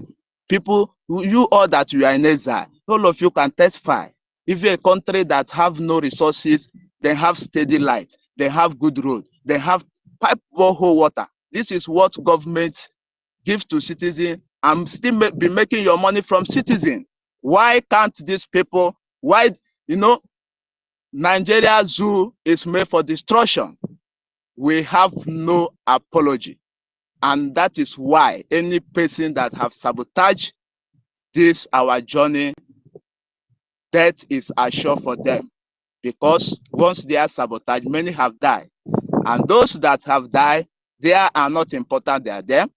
The only thing that will make them different is either you are in America or you are in exile. But those who are in our homeland, that's the only difference. You understand? So because the person that your stupidity lead to kill may become a still billionaire more than you. But because of this, the sabotage, sabotage is dead. It's dead. It leads to their death. So once you use your own person to enrich yourself, all these sabos that are fighting so hard to destroy all the efforts that we have worked for it so long. All those sabos, death is assured them. We are not pleading to the nature. Rather, I'm pleading to the nature for karma to go and meet them. Because their step of sabotage have killed hundreds and thousands and millions of Biafrans in homeland. We all see the one that happened some days ago at Imo State. We all see those people are people, sons and daughters, and their mother and their father are looking toward them to become a senator, a governor tomorrow. But because of some people selfish interests, just to enrich yourself, your family, with the life of 10 million people, you see, and they can never go away free. So Biafrans, our governments have done enough for us. So this is the only hope we have. It is to embrace our government and fund it to make sure that it's functioning, that the world are hearing about us. Because the zoo have already collapsed, and the zoo has nothing to offer. I don't believe in any transformation in that region, because I was born and meet myself, in hard life, and I'm still in that hard life in exile. So what do you want to tell me? So how many times is it when I die, I have to fight for my rights? No, it's now that I'm alive that I have to fight for my rights. And that is why I embrace the God of Biafra, which is Ekpa. Under his Akonuche, he have led our leaders to establish a government for us. That is the reason we have to embrace our government and make sure that it functions very, very well. This is the only hope we have. Igbo race, this is the only hope we have. If we fail this, I know that we Biafra, we are not going to fail. But I'm telling those Igbo people who are saying that when Biafra come, there we come back home. Yes. And even to those Sabo who are destroying what we are doing, I say to them, if you are tired, yes, go and join those ones who say if Biafra come, there we come back down to Biafra land. We are not against them. They are in Biafra land, and Biafra Defense Forces are protecting them. We are not concerned. So instead of you destroying all our efforts, all we hope on, like somebody like me, I hope only in Biafra. You know, the only hope I have, the only future transformation I believe on is only Biafra.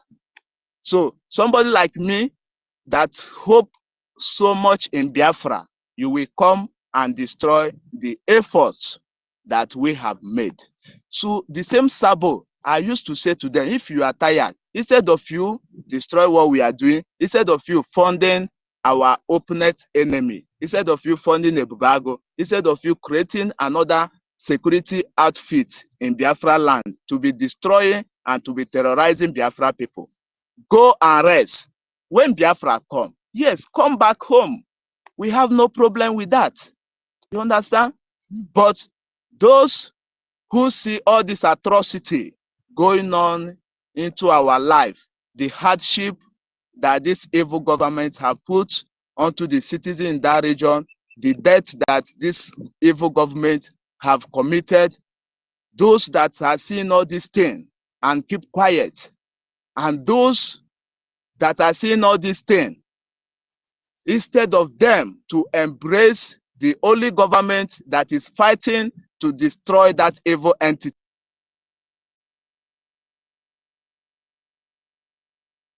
getting using Biafra name as a using Biafra government as a joke.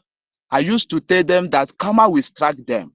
It is not my battle, because the battle is the battle of Ekpa, but we only pronounce the word so that it will happen.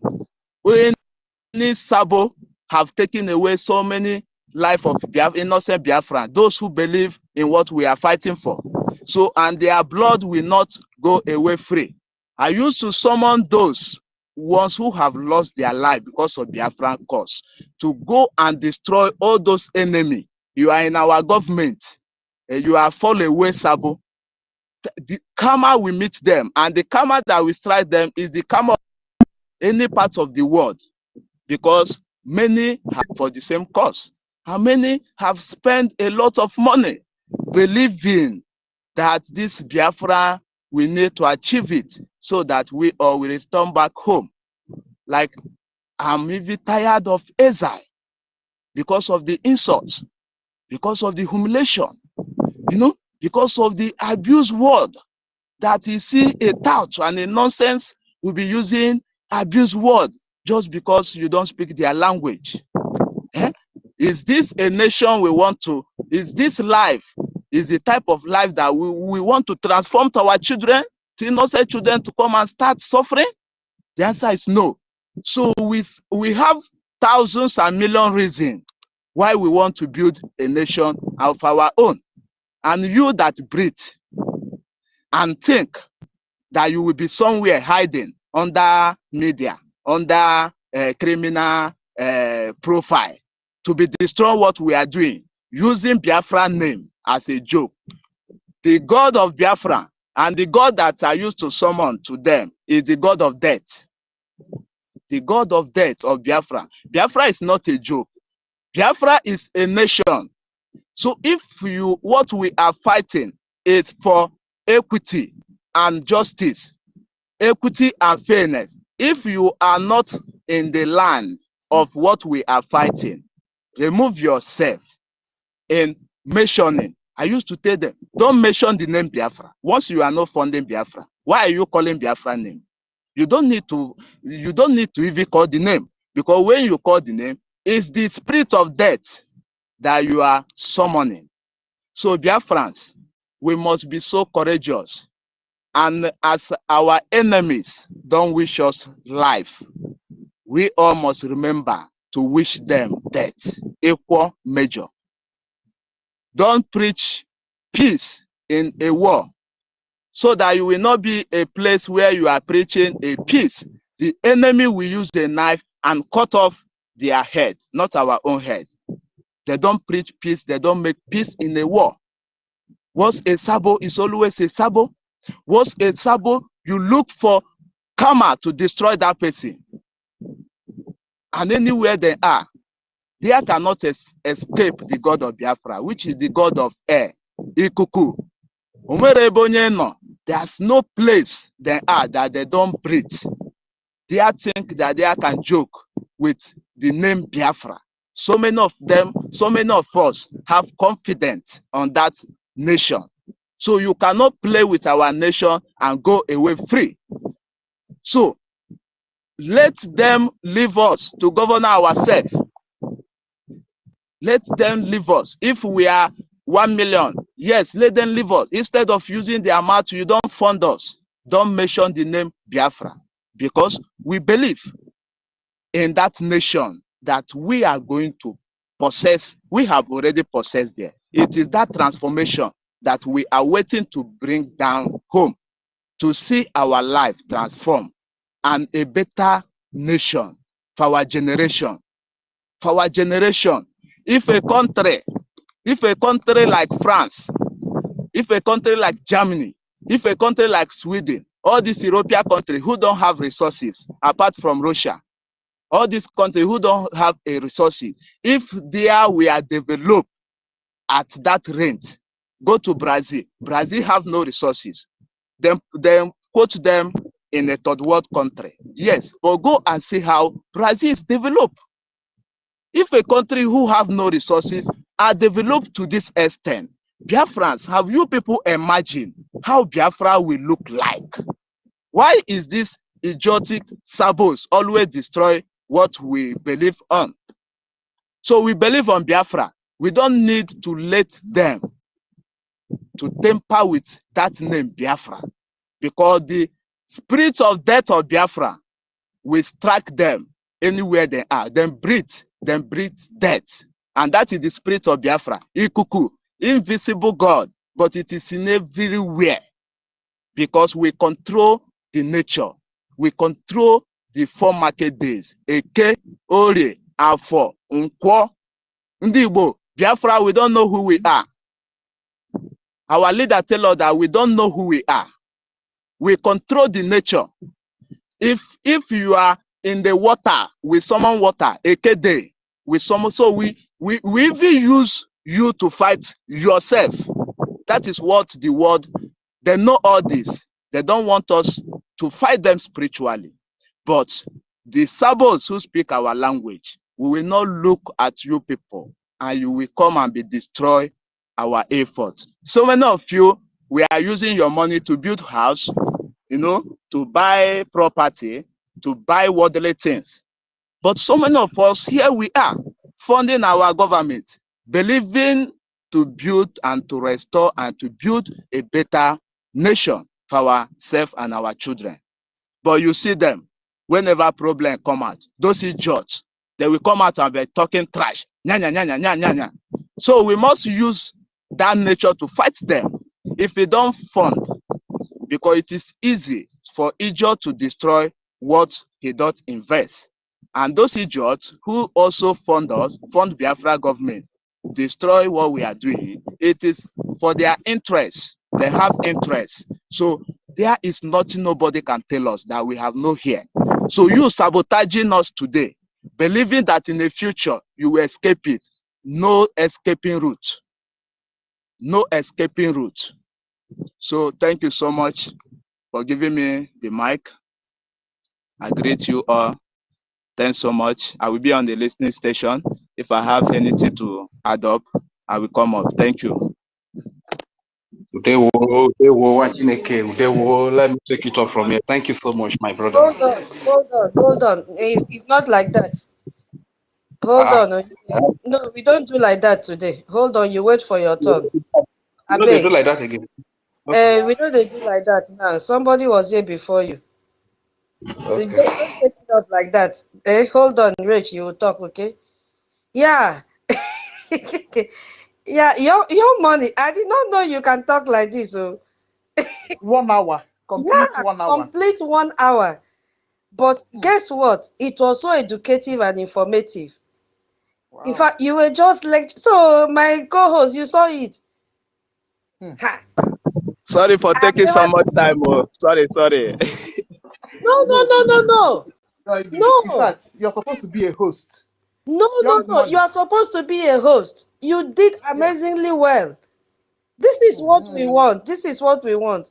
You see, I've also noticed something, my people, with the Onyenyere. Onyenyere being a co-host did not have one question to ask. Did you see?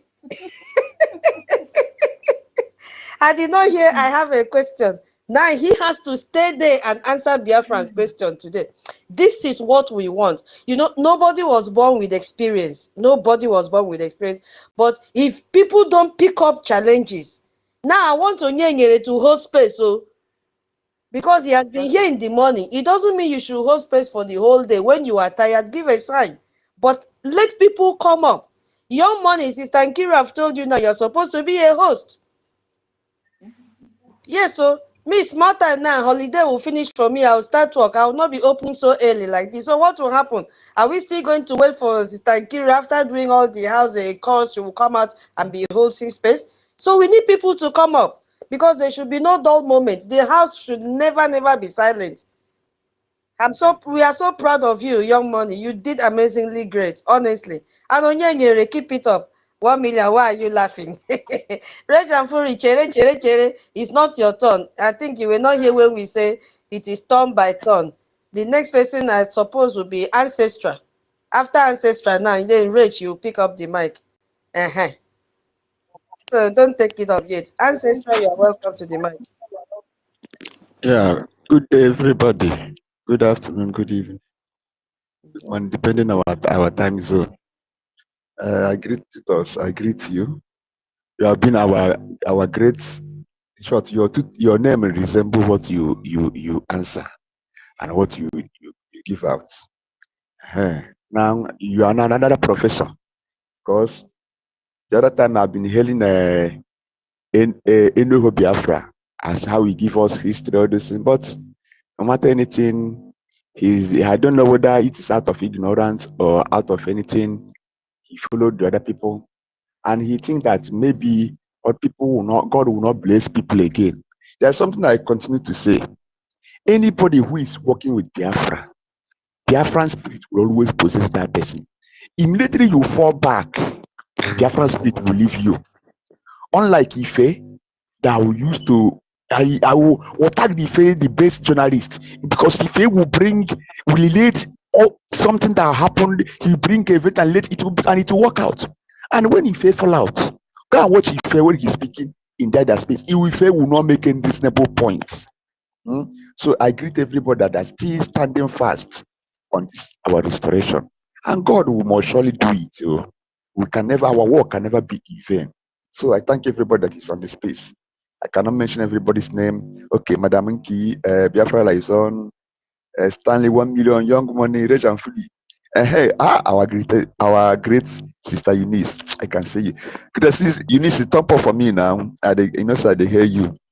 You're a black woman with a black beauty. That's the rock that stands fast, no matter anything. Thank God for everybody. So, on the topic of today, atrocities of Nigeria against Biafra, rejection of amnesty.usa. Unless is somebody that we are born today, or is giving birth to today, will not know that Nigerians and the zoo and the world have a conspiracy and have done much atrocities to the Biafrans. There are many atrocities. We have to speak of the ones during the war. You will kill someone to an extent, you will start bombing the farmland. You know the great genocide that is that one. After burning somebody, his a easy way of getting food. You will bomb his farmland. That means you poison his water, do everything, and that person is still surviving. You go and bomb his farmland. Don't you know that it is a great atrocity? Atrocity with a quote that can never be raised. These people have done much. People that slaughtered our people, they have used all manner of approach in killing our people. Okay, there's one day that people, okay, I can remember there was a time, if our people want to go to Lagos to go and buy goods, you see that it was the Lagos people that are coming to the east, so coming to Onitsha, coming to Enugu, coming to Aba to come and buy goods. But today, if you want to buy goods, go to Lagos. The same goods that our people are importing, though, because there is no this thing. Then they were importing that goods. The Nigerian government sees that the proceeds and everything that is returning from that good is making our people, the economy to thrive well. There is jobs. If you come to pass where that you see people loading and offloading, it is a job. But today, then rail the railway was working so fantastically. Everything. You see people will travel from Enugu to port very easy, under 30 minutes, 45 minutes. You have reached port. Travel to Benue, travel to all part of Nigeria, but they destroyed everything. I said that when I said this thing, when I finished my youth service, that was 2012. I was coming back. I was coming back from I boarded bus. I stopped at Holy Ghost. That's where they call Subway in Enugu, Biafra Avenue. I used that road to pass out to Gui Road where I'm staying there. Then, unfortunately to me, as I was going, I flew through railway quarters. So that day, I saw crane, all these big trailers. They were loading this train engine and the coach, everything. They were loading it inside the trailer and the 911 they put there. And I asked question. I call one of the railway officials. What is happening? He said, my brother, it's as you see it, as I see it too. They are just trying to remove, because of the hatred they have for Igbos, the atrocities. They are just trying to carry the whole train coach, the engine, to Lagos. Then Jonathan was the president too. This thing marveled me. He said, what? In our own region, that means there will be no train. Until then, till today, there's no railway working in the east. They have destroyed everything. So there's much atrocity. People that will sponsor Fulani jihadists to come and kill our people, they will bring in poverty, extreme poverty, so that our people cannot work. The only thing that will make it will chase us from our land to other cities, because there is no. Imagine you go to the north, they give them economic empowerment. Why they are giving us economic sabotage here? The fertilizer they used in farming, they will give to them for free. For coming to here in the east, instead of them to give us fertilizer, they will bring organic PMO. This that will destroy our crops and our farmland. I remember initially when I was growing, I would go to farm with my father. Before we cultivate yam, corn, many things, we don't put fertilizer in our yam. Sure, the whole of Biafra land is blessed. Anybody adding, putting another extra manure or fertilizer, organic or anything, you are poisoning the land, because we have we have 100% of manure in our land. So we have 100% of manure in our land. So putting the extra one is poisoning the land. Is it in our land? We have mangrove, distant savanna, rainy savanna, many things we can talk of. Is it timber? There's no other part of the world that has timber that we have in our land. You go towards Cameroon, Equatorial Guinea. There's all those places, our land. You have a place where rain can fall 24 hours of the day for 7 days, for 2 weeks. Is it not a blessing? Tell me which other part of the world that rain can fall like that, whereby other people they are making irrigation, but we don't cultivate with irrigation. Despite the government abandoned us, but still have the efficiency of food, the one who can produce and sell to the market. But these things are these people that have come and that sabotage have come. I could remember Obudu Cattle Ranch, where the East they developed their own system of rearing cows, and it is fast growing. The much money they yield from that, giving people job, many things. And the Fulanis, they came, they say, okay, they see that these people are doing like this. They said the federal government want to take over Obudu Cattle Ranch. They destroyed everything. See today.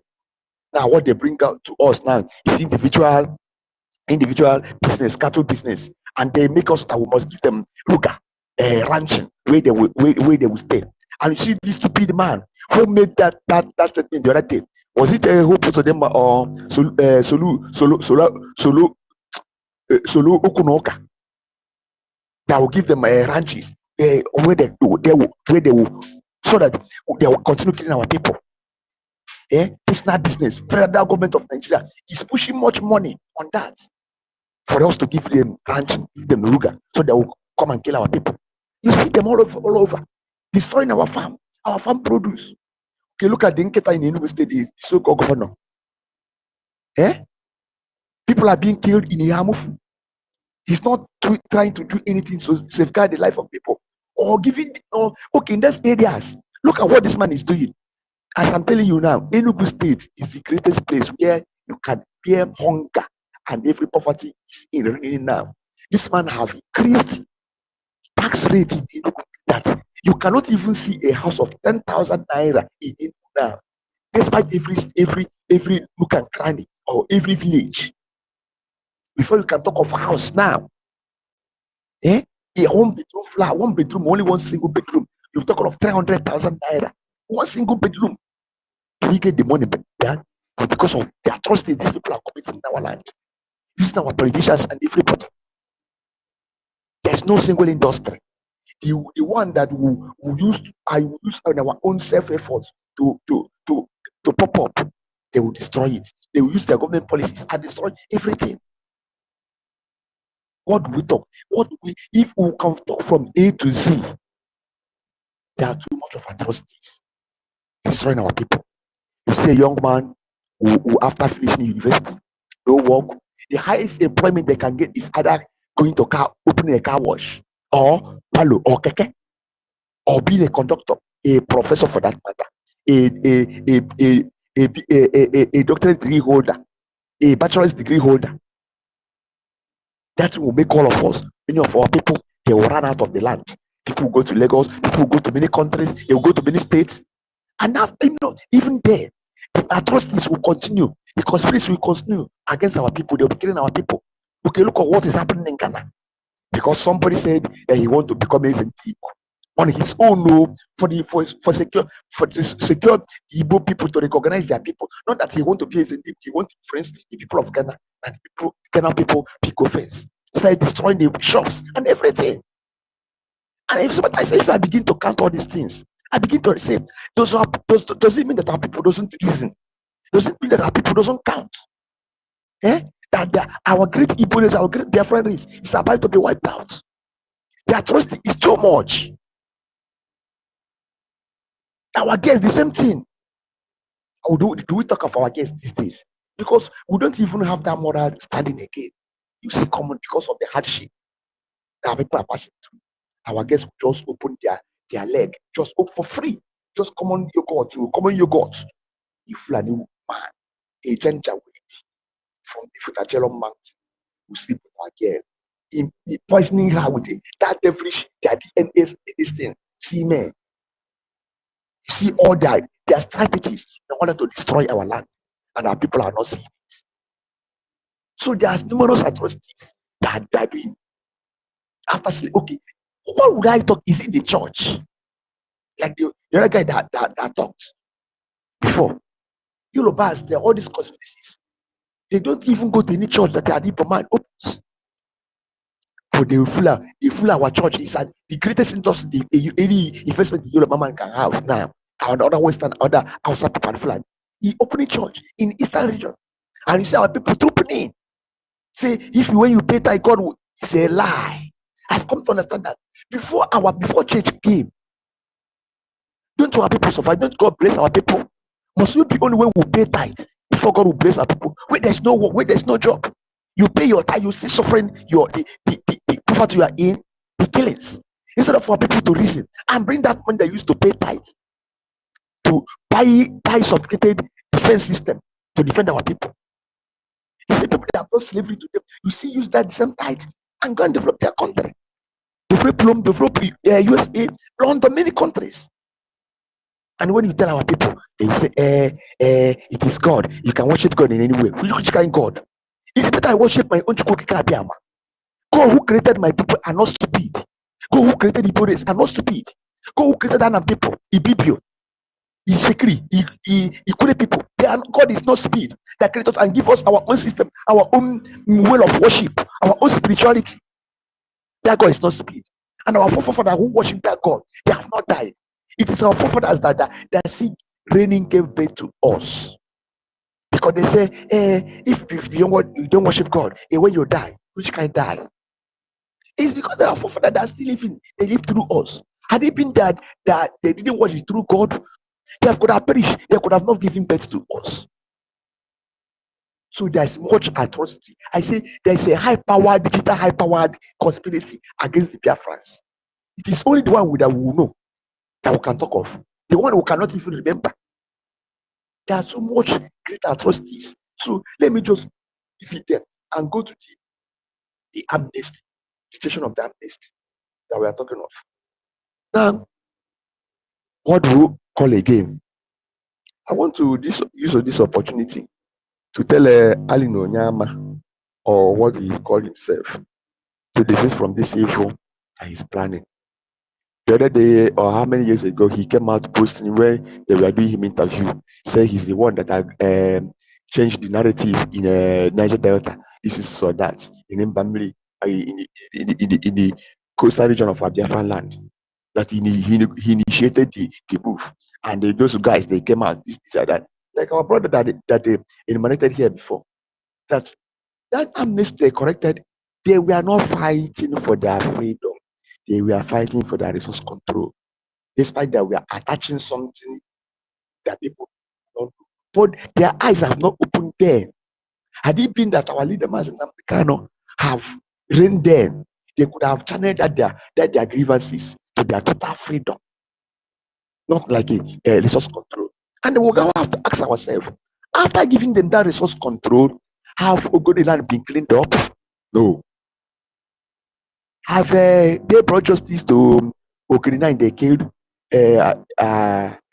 what they call it Adakabulo, who they killed, and with other people they hang? No. Are they not still killing their people? Yes. Have they taken over their oil this thing? No. The outside the flag are still in control of everything. The oil wells. If all those atrocities they are committing, and you want to come and tell me, say, I will come and embrace amnesty. Am I a criminal? People that are supposed to give amnesty are those people that are kidnappers. Yes, we don't support kidnappers. We don't support the thieves, robbers that are in the prisons. They have repented. You are putting them in the correctional center, and they are pleading that they will change. Those people that are supposed to give amnesty, when they come out, you engage them in a something that can give fruitful work. Not that you are allowing them again to go back to this thing. Because of the hunger in the society, in the land, that make people to pass that part of follow that part of committing crime and evil other things for them to eat what they can eat. If not because of self-realization and the standing strong, then most of us that after school, the only thing that we can venture into going to public transport system.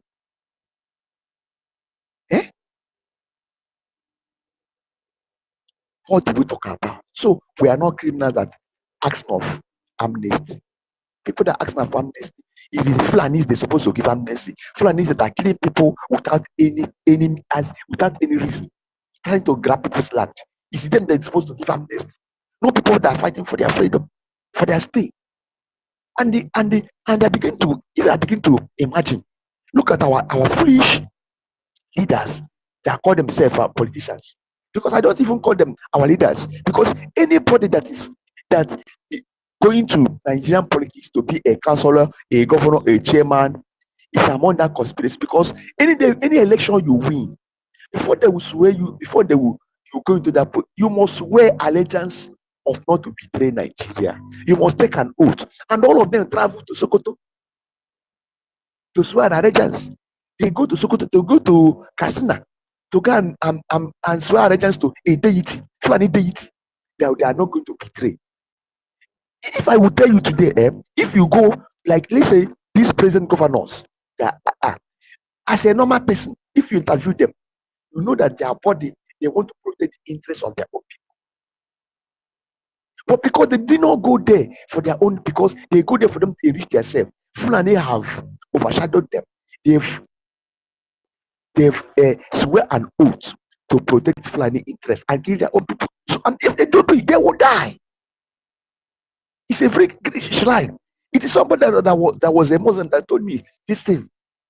That they don't do it with their own clear eye, because something they have entered into. They have a covenant with them. Some of them they become homo. The Fulanis, they will use them. They will become. You see a man, you open your eye, they will use you, and you say allegiance. You are good. All of them. There's no politician that is in the Eastern region now blow up. These Fulanis, they are using them. And you are coming to tell me, a free man, that I come and take amnesty because I want to preserve my land. Because me, I am not so ignorant or so greedy that after me, I will say Iboris will end. No, Iboris can never end. Iboris will continue. After my existence on this world, Biafra will continue to exist. Our brothers will continue to exist. From those people from the IBIBIO, Urobo, Anioma, Ekang, and other places. Even far away Benue, some far away Edo, people, Edo people, they'll continue to say, I'm not so kind of that after because people have lived before me, before I was giving birth to. And if that fire will quench on my heart, that means I'm not a man. I'm a greedy man. That fire cannot quench. So I cannot accept amnesty. Am I a criminal? That I said I want an equality with my people. Live and let live. The same way you want to give a birth to children and take good care of them. The same way I want to give birth to my own children and take good care of them. You want to live in a one-story building, and me, I want to live in a one-story building. Drive my car. A place where there will come, there will be no robbery. Everybody will go very freely. A place where there will come, there will be no enmity. Everybody will move freely. And want to give amnesty. Those people that you have given amnesty, what is the reaction? What is the outcome of those ones that you have given? I mean, our people from our coastal region, Niger Delta, so the so-called Niger Delta. What is the outcome of the amnesty? Instead, you keep on killing them. Okay, I could remember. We have even forgotten this, our brother Henry Oka. Nobody's talking about him. He's among the people that were given amnesty. And Henry Oka is still in a South African prison, perishing. And nobody, even outside the world, don't even remember him again. They were the people that witnessed the movement for emancipation of Niger Delta. They are forgetting about this young man that will go and brought arms for them to stand against Nigerian terrorists. We are so quick to forget our own brothers. If you go every nook and crannies of every correctional center prison, it is the Biafrans that full everywhere because of the hardship they brought in our land. And you are telling me, you want to give me amnesty for what? Is it in the gas in my own backyard? The gold in my own destiny? Biafra land has the highest mineral resource in the whole world. And I want to say it again.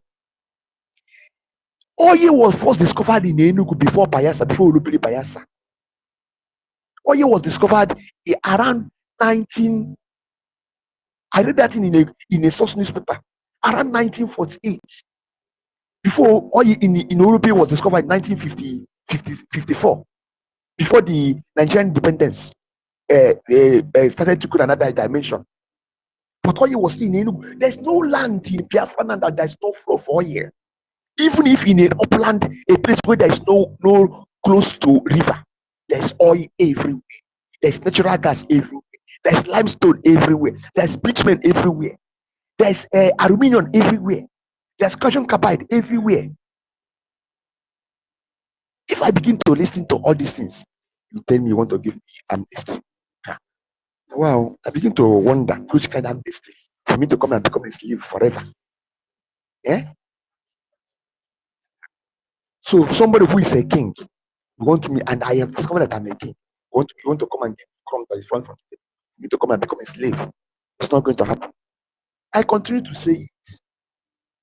If I should lay my hands even in any atomic missile, any bomber jet, I will lay my hand. God damn me.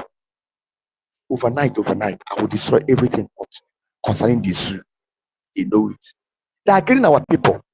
They think we are not taking notes of all these things. Starting from 1940, not even only 1945, 1929, when these Europeans killed our people because they were taking our coal, and people protested for them to give it their equal rights.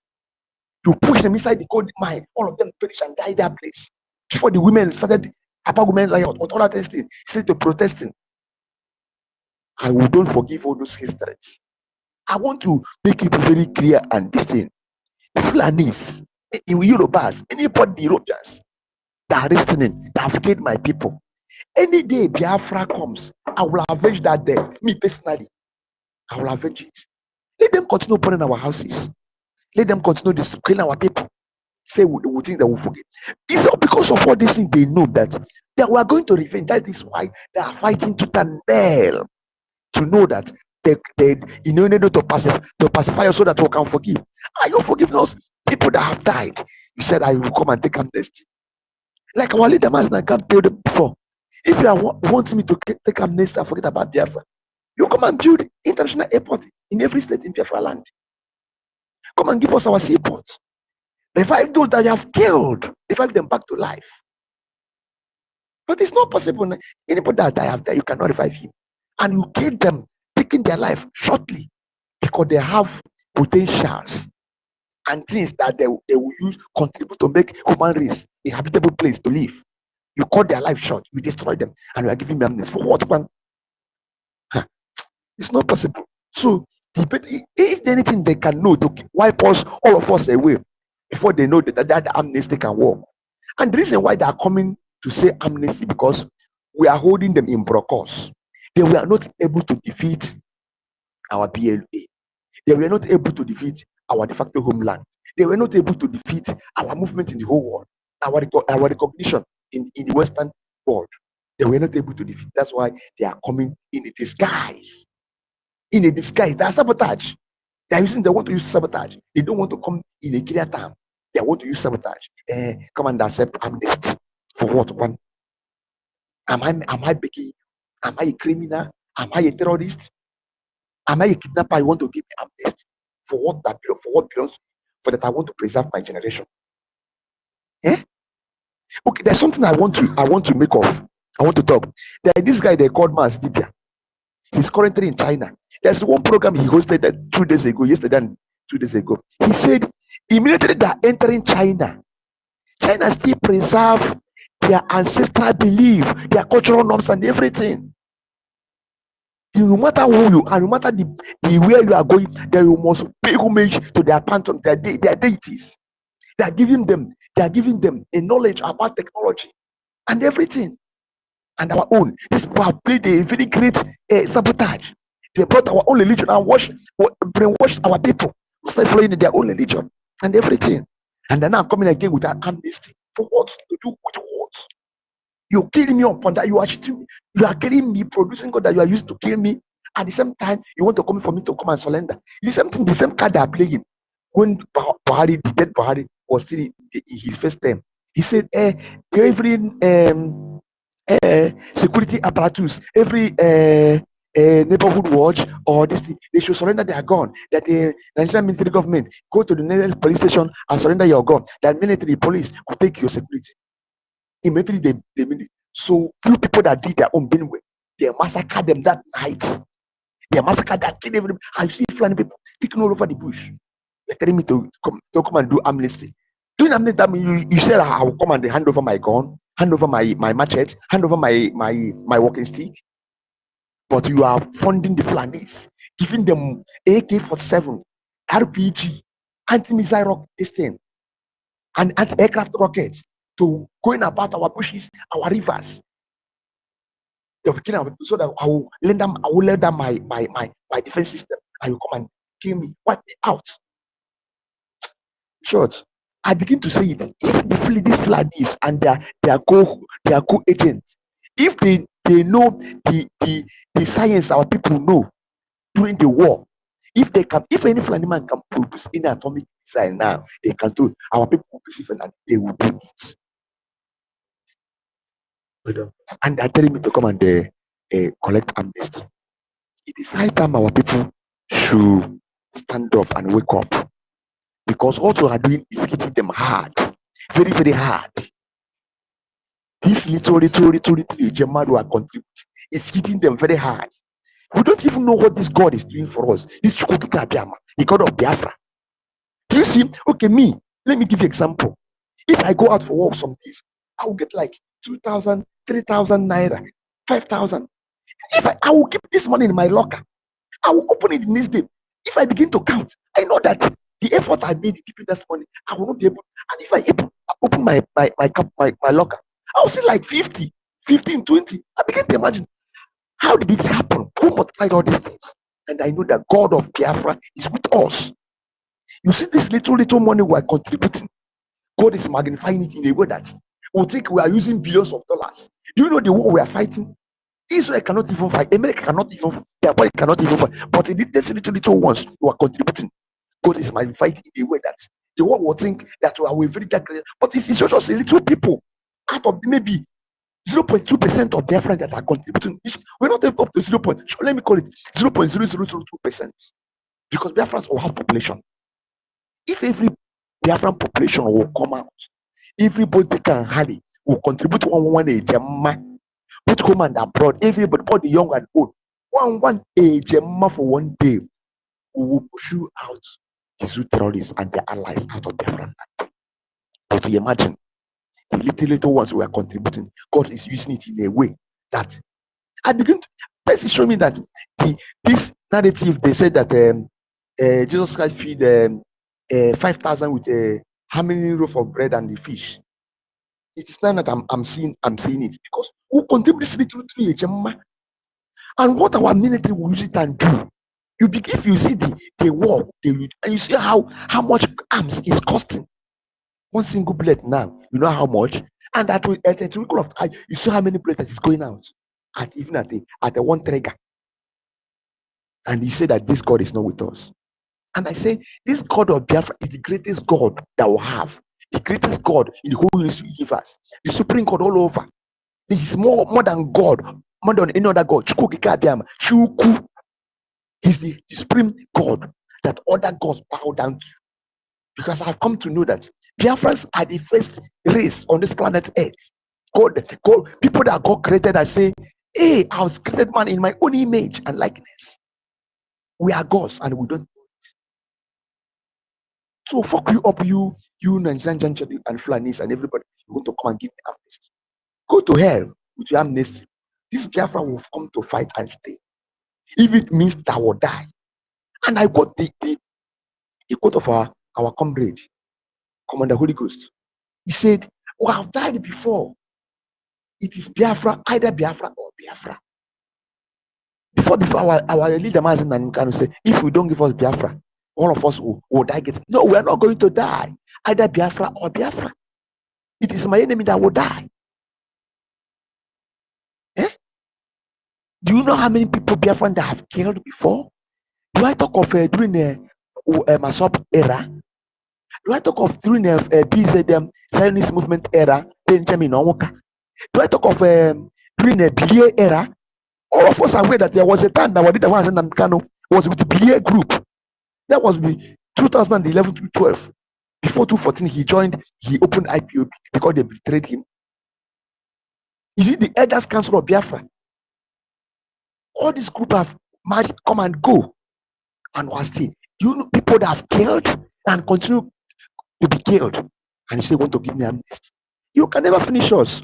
And I quote our leader, Dima Juku, in a Ahera Declaration, 2000, I think 2010, May 30th, that we went to Ahara and Baise. That was my first time of going to Ahara and Baise. I quote him, Dima Juku said, if you look at me, this is a year of jubilee. If you look at me, do you know the reason why I'm laughing? He said, if you look at my left, I see women's. He said, Igbo must not be destroyed. Biafra must not be destroyed because I see women everywhere. They are the mothers of, they are the deities of Biafra. You can never defeat them. As far as you see an Igbo man, you see an Igbo woman giving birth, you can never destroy Biafra. That's why I'm happy that Biafra will live on and live on. And he said that Biafra is a spirit, that its flight has begun. Now, no power can stop its flight. He better will know all those saboteurs that is bringing all that this thing. They are planning. There are these people that will go. In short, if I will say that people that negotiated this amnesty, all those people that are sabotaging us, give them that small money. But this era of Biafrans, this stage of Biafrans, we can never take a dime. Instead, without from our hard earned money, we will fund this liberation, we will fund this recognition from wherever we are, because we are on a mandate to protect our race, not to come to an extent. Many people that fought with and need to destroy us, formally they come with our language. They say Igbo language is how do I call it there when we are in primary school, secondary school, and university? You are speaking vernacular. Then one of my lecturers gave me one course. I carried it over because I spoke Igbo in the lecture room. Not that the lecture was holding on, but we are in our usual casual this thing we are discussing. He said, "Who is that person that's speaking that vernacular?" And I was ashamed. And I said, "It is me, sir." He said, "So you are even proud to say you are?" I said, "How can I the God-given language, the language of heaven? You want me to destroy it? No, it's not going to be possible." I said this thing before our leader now, Mazen Namdekanu, came on and said that Biafran language, Igbo language, was the first language that was spoken on earth. An Igbo man of a Biafran speaking my language, and these Europeans come to destroy it. And I've made it say in some years to come, Igbo language will come to an extent and will understand their tricks and everything they do. And we are coming out again with amnesty. May amnesty may thunder fire you now with that amnesty. May thunder Chuku Kikabiama. May Ekwensu, the God of warrior, the God of thunder, fire on every burning, destroy you now with that fire. May the spirit of what do they call it during the war? Destroy everyone with that amnesty. And I begin to talk to Alin Onyama. You better retrace your steps. You want to come and give us amnesty. Now God will punish you if you don't retrace your leg and your hand. My people, make I give another person a chance to talk. There are many things to talk. May God bless everybody that is standing on this platform. And the only thing I want to tell our people, let us continue putting more agenda because the fire is burning them very, very much. Thank you very much. Thank you. Wow. Sister Kiri, we have another speaker. When Stanley handle mic like this, no difference. You see, It's this is what ancestral, though. we want. It's ancestral. It's Is senior, ancestral. Oh, it's senior no, citizens. no, So. really? But Yes. Stanley, okay, Stanley, please mute your mic. Thank you. Yeah, I was saying that this voice sound like ancestral. Stanley, you are not close to your mic. Kindly mute your mic. Well done, senior citizen. That shows that you are a senior. You see, when senior educates juniors, hey, the difference is always 7 up. Chai, Sister Nkiru, we are blessed too.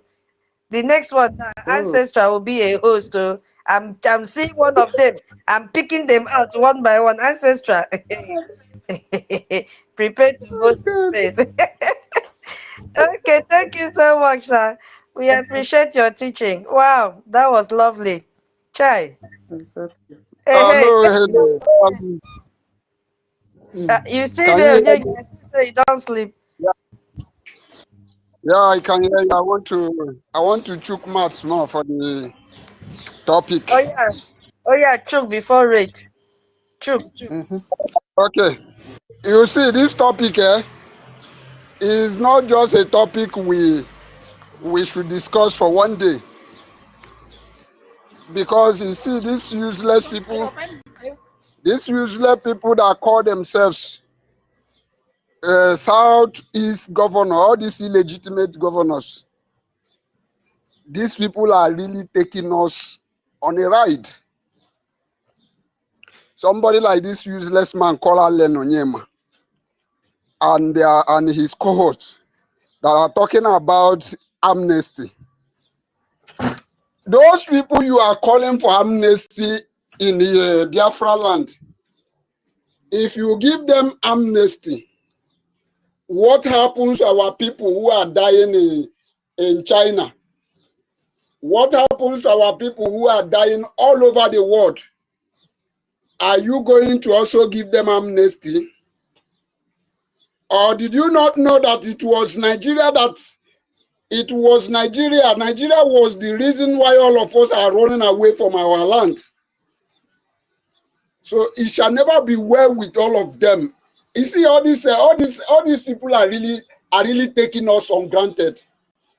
And I am promising them that, you see, whatever they did to us, we are going to do to them times 10. It is not only on them, both their generation, both their entire family. Unlike Hope Uzodinma, look at the way he is massacring our people, doing the bidding of Fulani, thinking that he is making more money for himself. But Hope Uzodinma Udele Neriozu, what we are going to do you, mouth can never say it. Even ear cannot even hear what we are going to do you. Because every Biafrans, every 80 million, 100 million of Biafrans are going to unleash their wrath on you. That is just the message I want to add to what our brother just gave us submission. Rage, my brother, you can go on with your submission. They won. Yeah, before Rich, go Yeah, on, please. Rich, hold on, Rich, please. I'm sorry. Please, if you want to speak, kindly raise up your hand, and please be patient enough to wait for your turn. Please don't interject anyone. If you have anything to correct anyone, hold on. When the person finishes up his or her submission, you will be given the opportunity. Please, let's respect ourselves. Raise up your hand if you want to speak. I'm sorry, Rich. Go on. Thank you. no problem. Thank you very much. Thank you very much. Please, it's John. Please, 1 second. I don't have time. Please, I don't talk much. 1 minute is okay for me. Now I see something Mazda K posted now because I'm on my X about the picture I took with Elias, me and our APM. Now I'm beginning to understand. Listen, everybody, listen. I'm beginning to understand why this propaganda that our APM paid this person, do this or do that. Now, Mazda K is saying, I wear polo, black polo, with a t-shirt, talk inside, and this are the people that Ogenkere is paying. Oh my God. Hey! So if not that I, John, and this person now, oh my God. See, this is the propaganda they have. I doesn't do by hearsay because I'm sorry for interjecting you, Mazi John. Biko, Mazi John, do you know that the God of Biafra land will it's bless you? supporting them, my brother. This person is faceless. That person is that person. We don't even know him. He's faceless for all I care, But look and here. his opinion does not even matter. I don't hide. Yeah. Let those people, my brother, leave all those people. We have already put them where they belong, my brother. Don't you understand? Before they were coming here to claim all those. Now we have put them in the trash. You understand, man? Mazi John, don't worry. I beg, forget about me. Let's move on. Don't talk about them, please. So you know the reason why?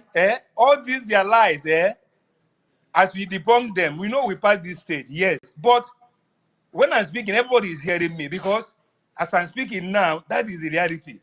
So can now again, in the same thing you see, when we were putting the pictures, listen to me because you are hearing from the horse's mouth. When we are putting the pictures of the track and the holding, they put one red mark there that this is how it deceives people that the picture of PM is not there.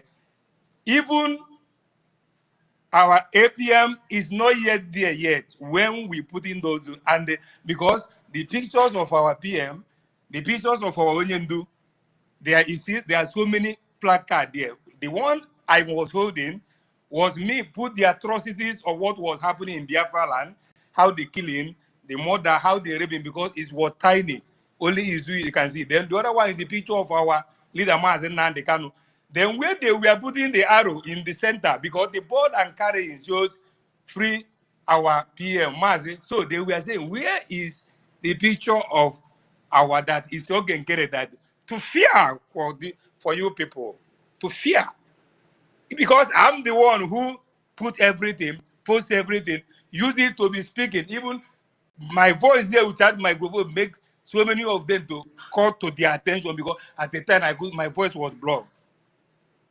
If not, I'm the one. Oh my God, this is what is called propaganda. Thank you, everybody. We must continue to, whatever is it, these people, they have lost it. And there is no how you can say that these people don't know what they are doing. They know what they are doing and they know who they are working for. Thank you all. That's what I have to say. Mazi John. Thank you. Thank you Mazi so John. much, my Thank you. Rich, sorry. Mazi John. Thank you so much for bringing up this issue. Reg, I'm sorry, please. You see, I saw that tweet from them, but you know, when I wanted to respond, I remember what the information minister said, and I think for me it is working. I did not respond because I know they're seeking for attention.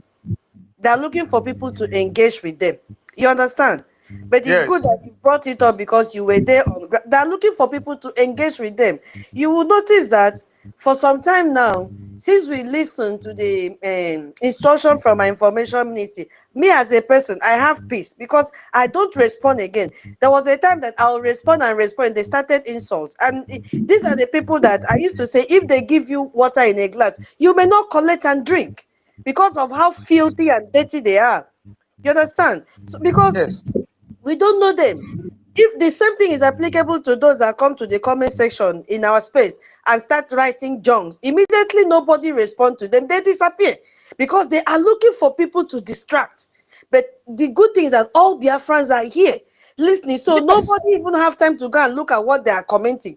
Once they comment and nobody is responding to them, they just back off. Now look at them from morning, they've been in their space talking about debunking accusation against Sonny against me, volume 2. Initially, it was anointed season 1, anointed season 2, anointed season 3 with 15 people, 5 people, 10 people. Since morning, they are battling with 15 and 20 number of people in their space. So what does that tell Biafrans? You know, I'm just saying my mind. Yes, you've spoken it out because you were rightly there. How can somebody say you wore a t-shirt on a tie? I mean, this is a protest. You can dress What to is suit this? the occasion. So that Yeah. shows you that they are not human beings. Let me just put it like that. So don't let it bother you. And I will say the same thing. Biafrans, there is no need to even respond to them. When they tweet their nonsense, just ignore them. They will fade away. Because they are looking for All your right. attention. For them to be Thank you relevant. very much. Thank you so much. Can, Yeah. Yes, yes, can I yes. Before I go, because I come on this space now, anytime I come on space, I must. This is what I have taken to be. In Kiruka, the other receipt that I send, you know, I say nothing, anything I do now, I post the receipt where I post it, our information minute, and people that will see. So the receipt we posted there. Okay. Then I am giving another 50,000 a now. 50,000 a day because I spoke anytime I spoke on space. That is me. I cannot go. It's like this because the another stage we are in is Ejemma is what we need. You understand? Exactly. So thank you so much. I'm still at work. Continue. I will be God in the bless listening you. section. Thank you. God All right, bless you. all right. God Thank you, bless you. thank you very much, Thank Matt you, God, Pigeon. Dan. Thank you so. where you've taken it out from, God bless you and bless the work of your hands. Thank you, my brother. Yeah, Rach and Thank you Fury, so. I Thank know you, Dan. today you will rate very well. Continue. No, no, I don't really actually have much time to speak, but let me just take a. I know they do it. I know they do it for long. So I really thank all of you that are present here, all the great Biafrans all over the world. I greet you in a freedom special way. Greetings to all our leaders, to all the Biafra Army, the Biafra Defense Forces. Greetings to you all. As a matter of fact, this is what Nigeria is very good at. They are good at lies and propaganda. You understand? That is where they live. They live their lives. They can't survive with lies and propaganda. When you see them, this is exactly the true representation of Nigeria. You understand? So what they cannot do, or what the crimes that they commit, is what they actually accuse you of. You understand?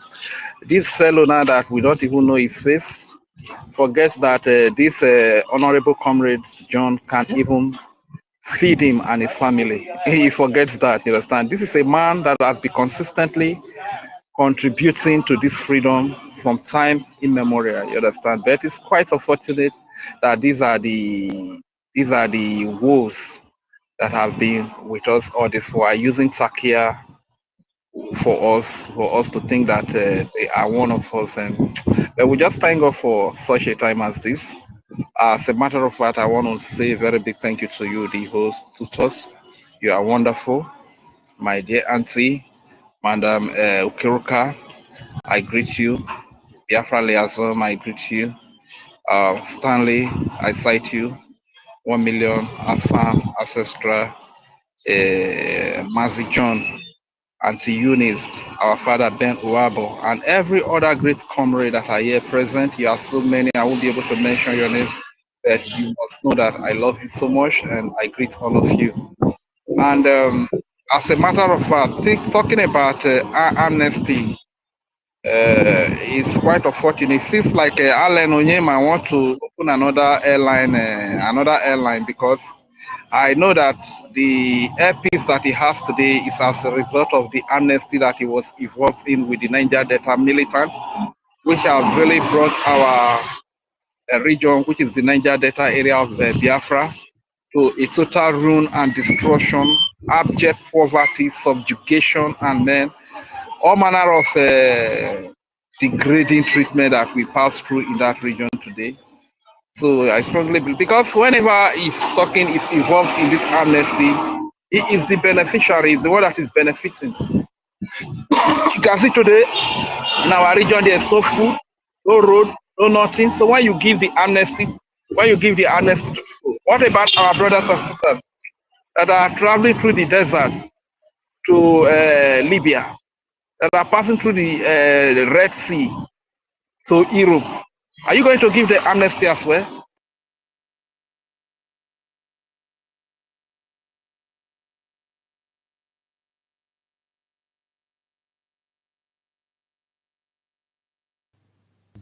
Huh. Oh, sorry about that.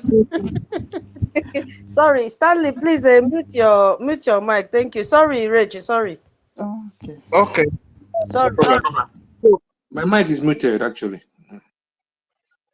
so when you give amnesty to us, are you going to give amnesty to our women that are doing hookup up and down because they cannot survive?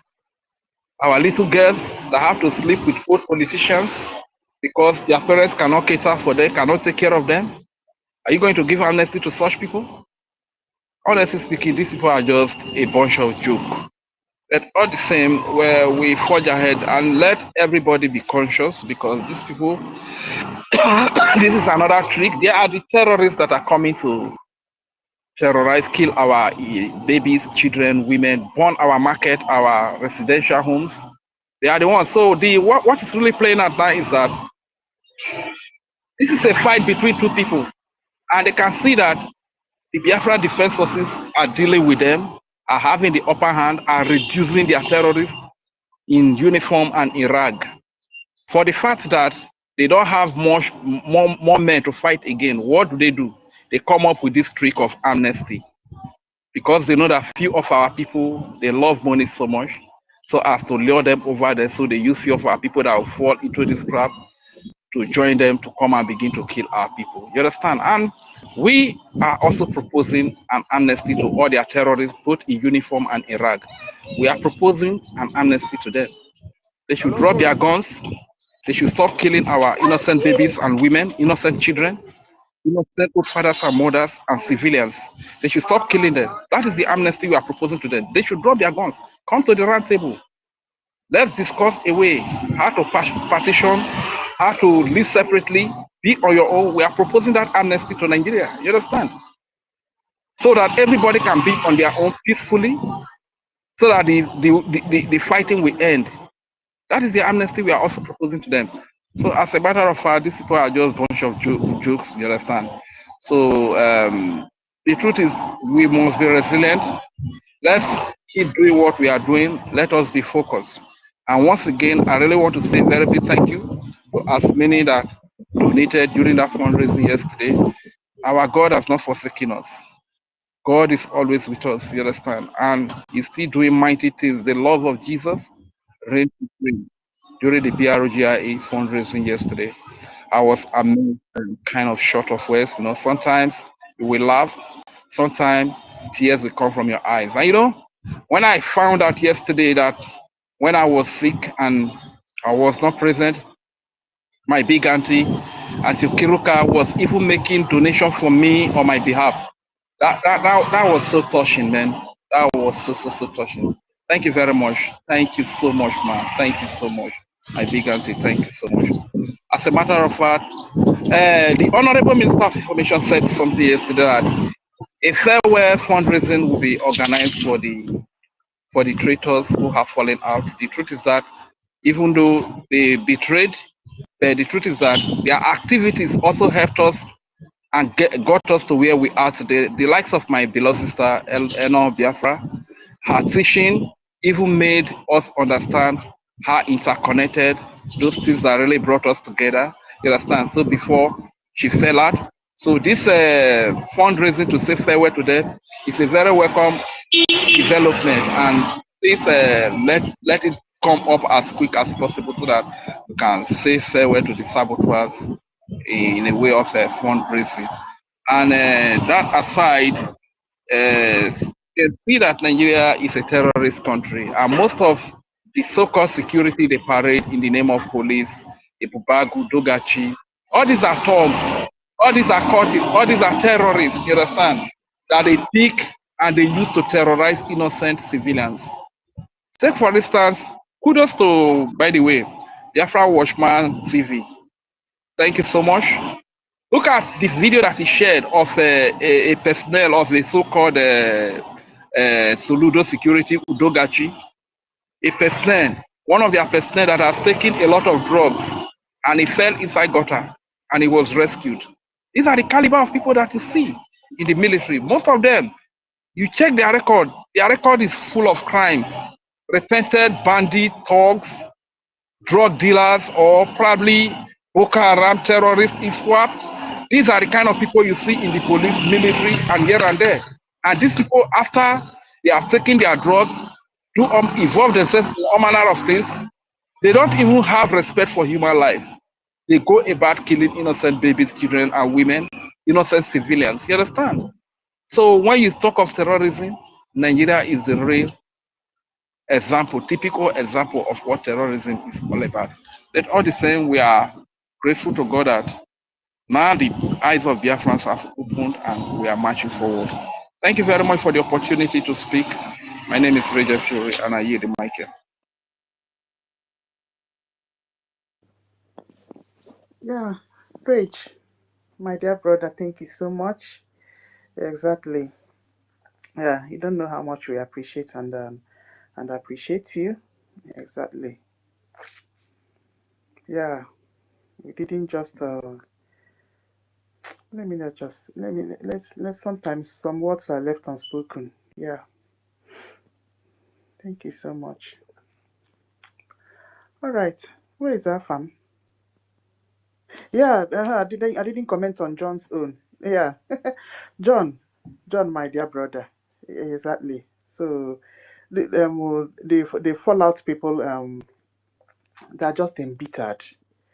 Exactly. Yeah, and nobody actually knows what they are looking for. Are they looking for we don't actually know what their grievance is. Honestly, are they looking for another military to fight the Fulani? I don't know what is their anger exactly, because for the past 7 weeks they have broken away. Nothing is happening on their own side, and then perhaps they thought that people will follow them and donate money to them, but it's not happening that way. So they're just throwing tantrums here and there, and I believe they are lost. Exactly. So all I feel Sister, is just pity for them. My dear. you know, some of them think that what we are doing here, we are in a banana republic where everybody, where every thought we make decision, where every thought we hijack is either become a wike of River State or become Uzodinma of Imo State. This is what some of them wanted to, what some of them are wanting to be in this Biafra Republic government in exile. Somebody like university, and now those people are believing that they are becoming something. For that reason, whatever they decide must be taken. Somebody like Ife, why was Ife left this space for a while? Because he wanted Rabeze to be sued at his own time. But because it was not happen at his own time, he pick offense. Is that the people we need in this struggle? So to hell with everyone. Mazda K, I'm very, I just don't want to talk about Mazda K. I'm very, very disappointed. You are hearing my voice. I am very, very disappointed. And the Mazda K he was the first person, I think he was the first person I blocked on my page, including this woman that always shout and rant like as if he's emotional or whatever. This Helene. These people are just noisemaker. Look at them. They were among those who condemned what Ngozi Rabeze and her co-criminals are doing. But now they are the ones doing the same thing with Ngozi Rabeze. And they want us to take them serious. Mazda K, if you are hearing my voice, I can never take you serious. Because I hate people, the categories of people I hate so much is people that have this similar character with chameleon. You come today, you be white. Tomorrow you want to turn to black. I hate such people. You people were among those who castigated Ngozi Rabeze and her co-criminals. And the same thing you are doing. And you want people to take you serious. Mazake, you are a very, very disappointment. I regret the day I know you, to be honest. And the reason why I am speaking on your face is because if anybody, be it my mother, come against this struggle of Biafra, that is only solution to this terrible life we are living, that person, you must be an enemy. So for you deciding, for you choosing, I don't know whatsoever your reason may be. I don't know who offended you. Whosoever that might have offended you. For the sake of freedom, for the sake of what we are looking for, you shouldn't have gone this area you have gone now. You want people to take you serious. You want people to come to your space and start putting you wrong or right. I cannot be part of those people. So let Mazafan, please, you can, Madam Kiruka, if you still want to say something. You can continue. Yeah, please, I want to remind. Sorry, let me just chip in something on what our brother was saying before I now go out of the mic, because very soon now we go to the tunnel, we go up. What is there is this. Let me tell you, when we are preparing for this, I was like, I called our information minister. I said, see, I'm bringing a vehicle out so that for people not to see, because they don't see the names, they don't see this, why they didn't go for this protest. I told him, which information minister said, okay, he went, maybe department and every other, look at the position. If you want to go, go at social place at social time, because he said after this night they will leave. I waited, and every other thing. I have to go, but let me tell my secret. If the propaganda people are doing that, because I'm involved now, that our APM is paying people, is doing the, all those things are rubbish. Do you know, let me tell you, do you know what it takes? Maybe you go like 5 hours, 10 hours, you reach at a place, you stay, somebody stay there and wait for you for almost 6 to 7 hours before going. Do you know what it means? I will leave it here for you to see that whatever you are saying, like our brother said here, what is your anger? Did anybody anger you? Man, it's a kid that sometimes we are in the same space thinking that you are a human being without knowing that you have brought yourself out for people to see.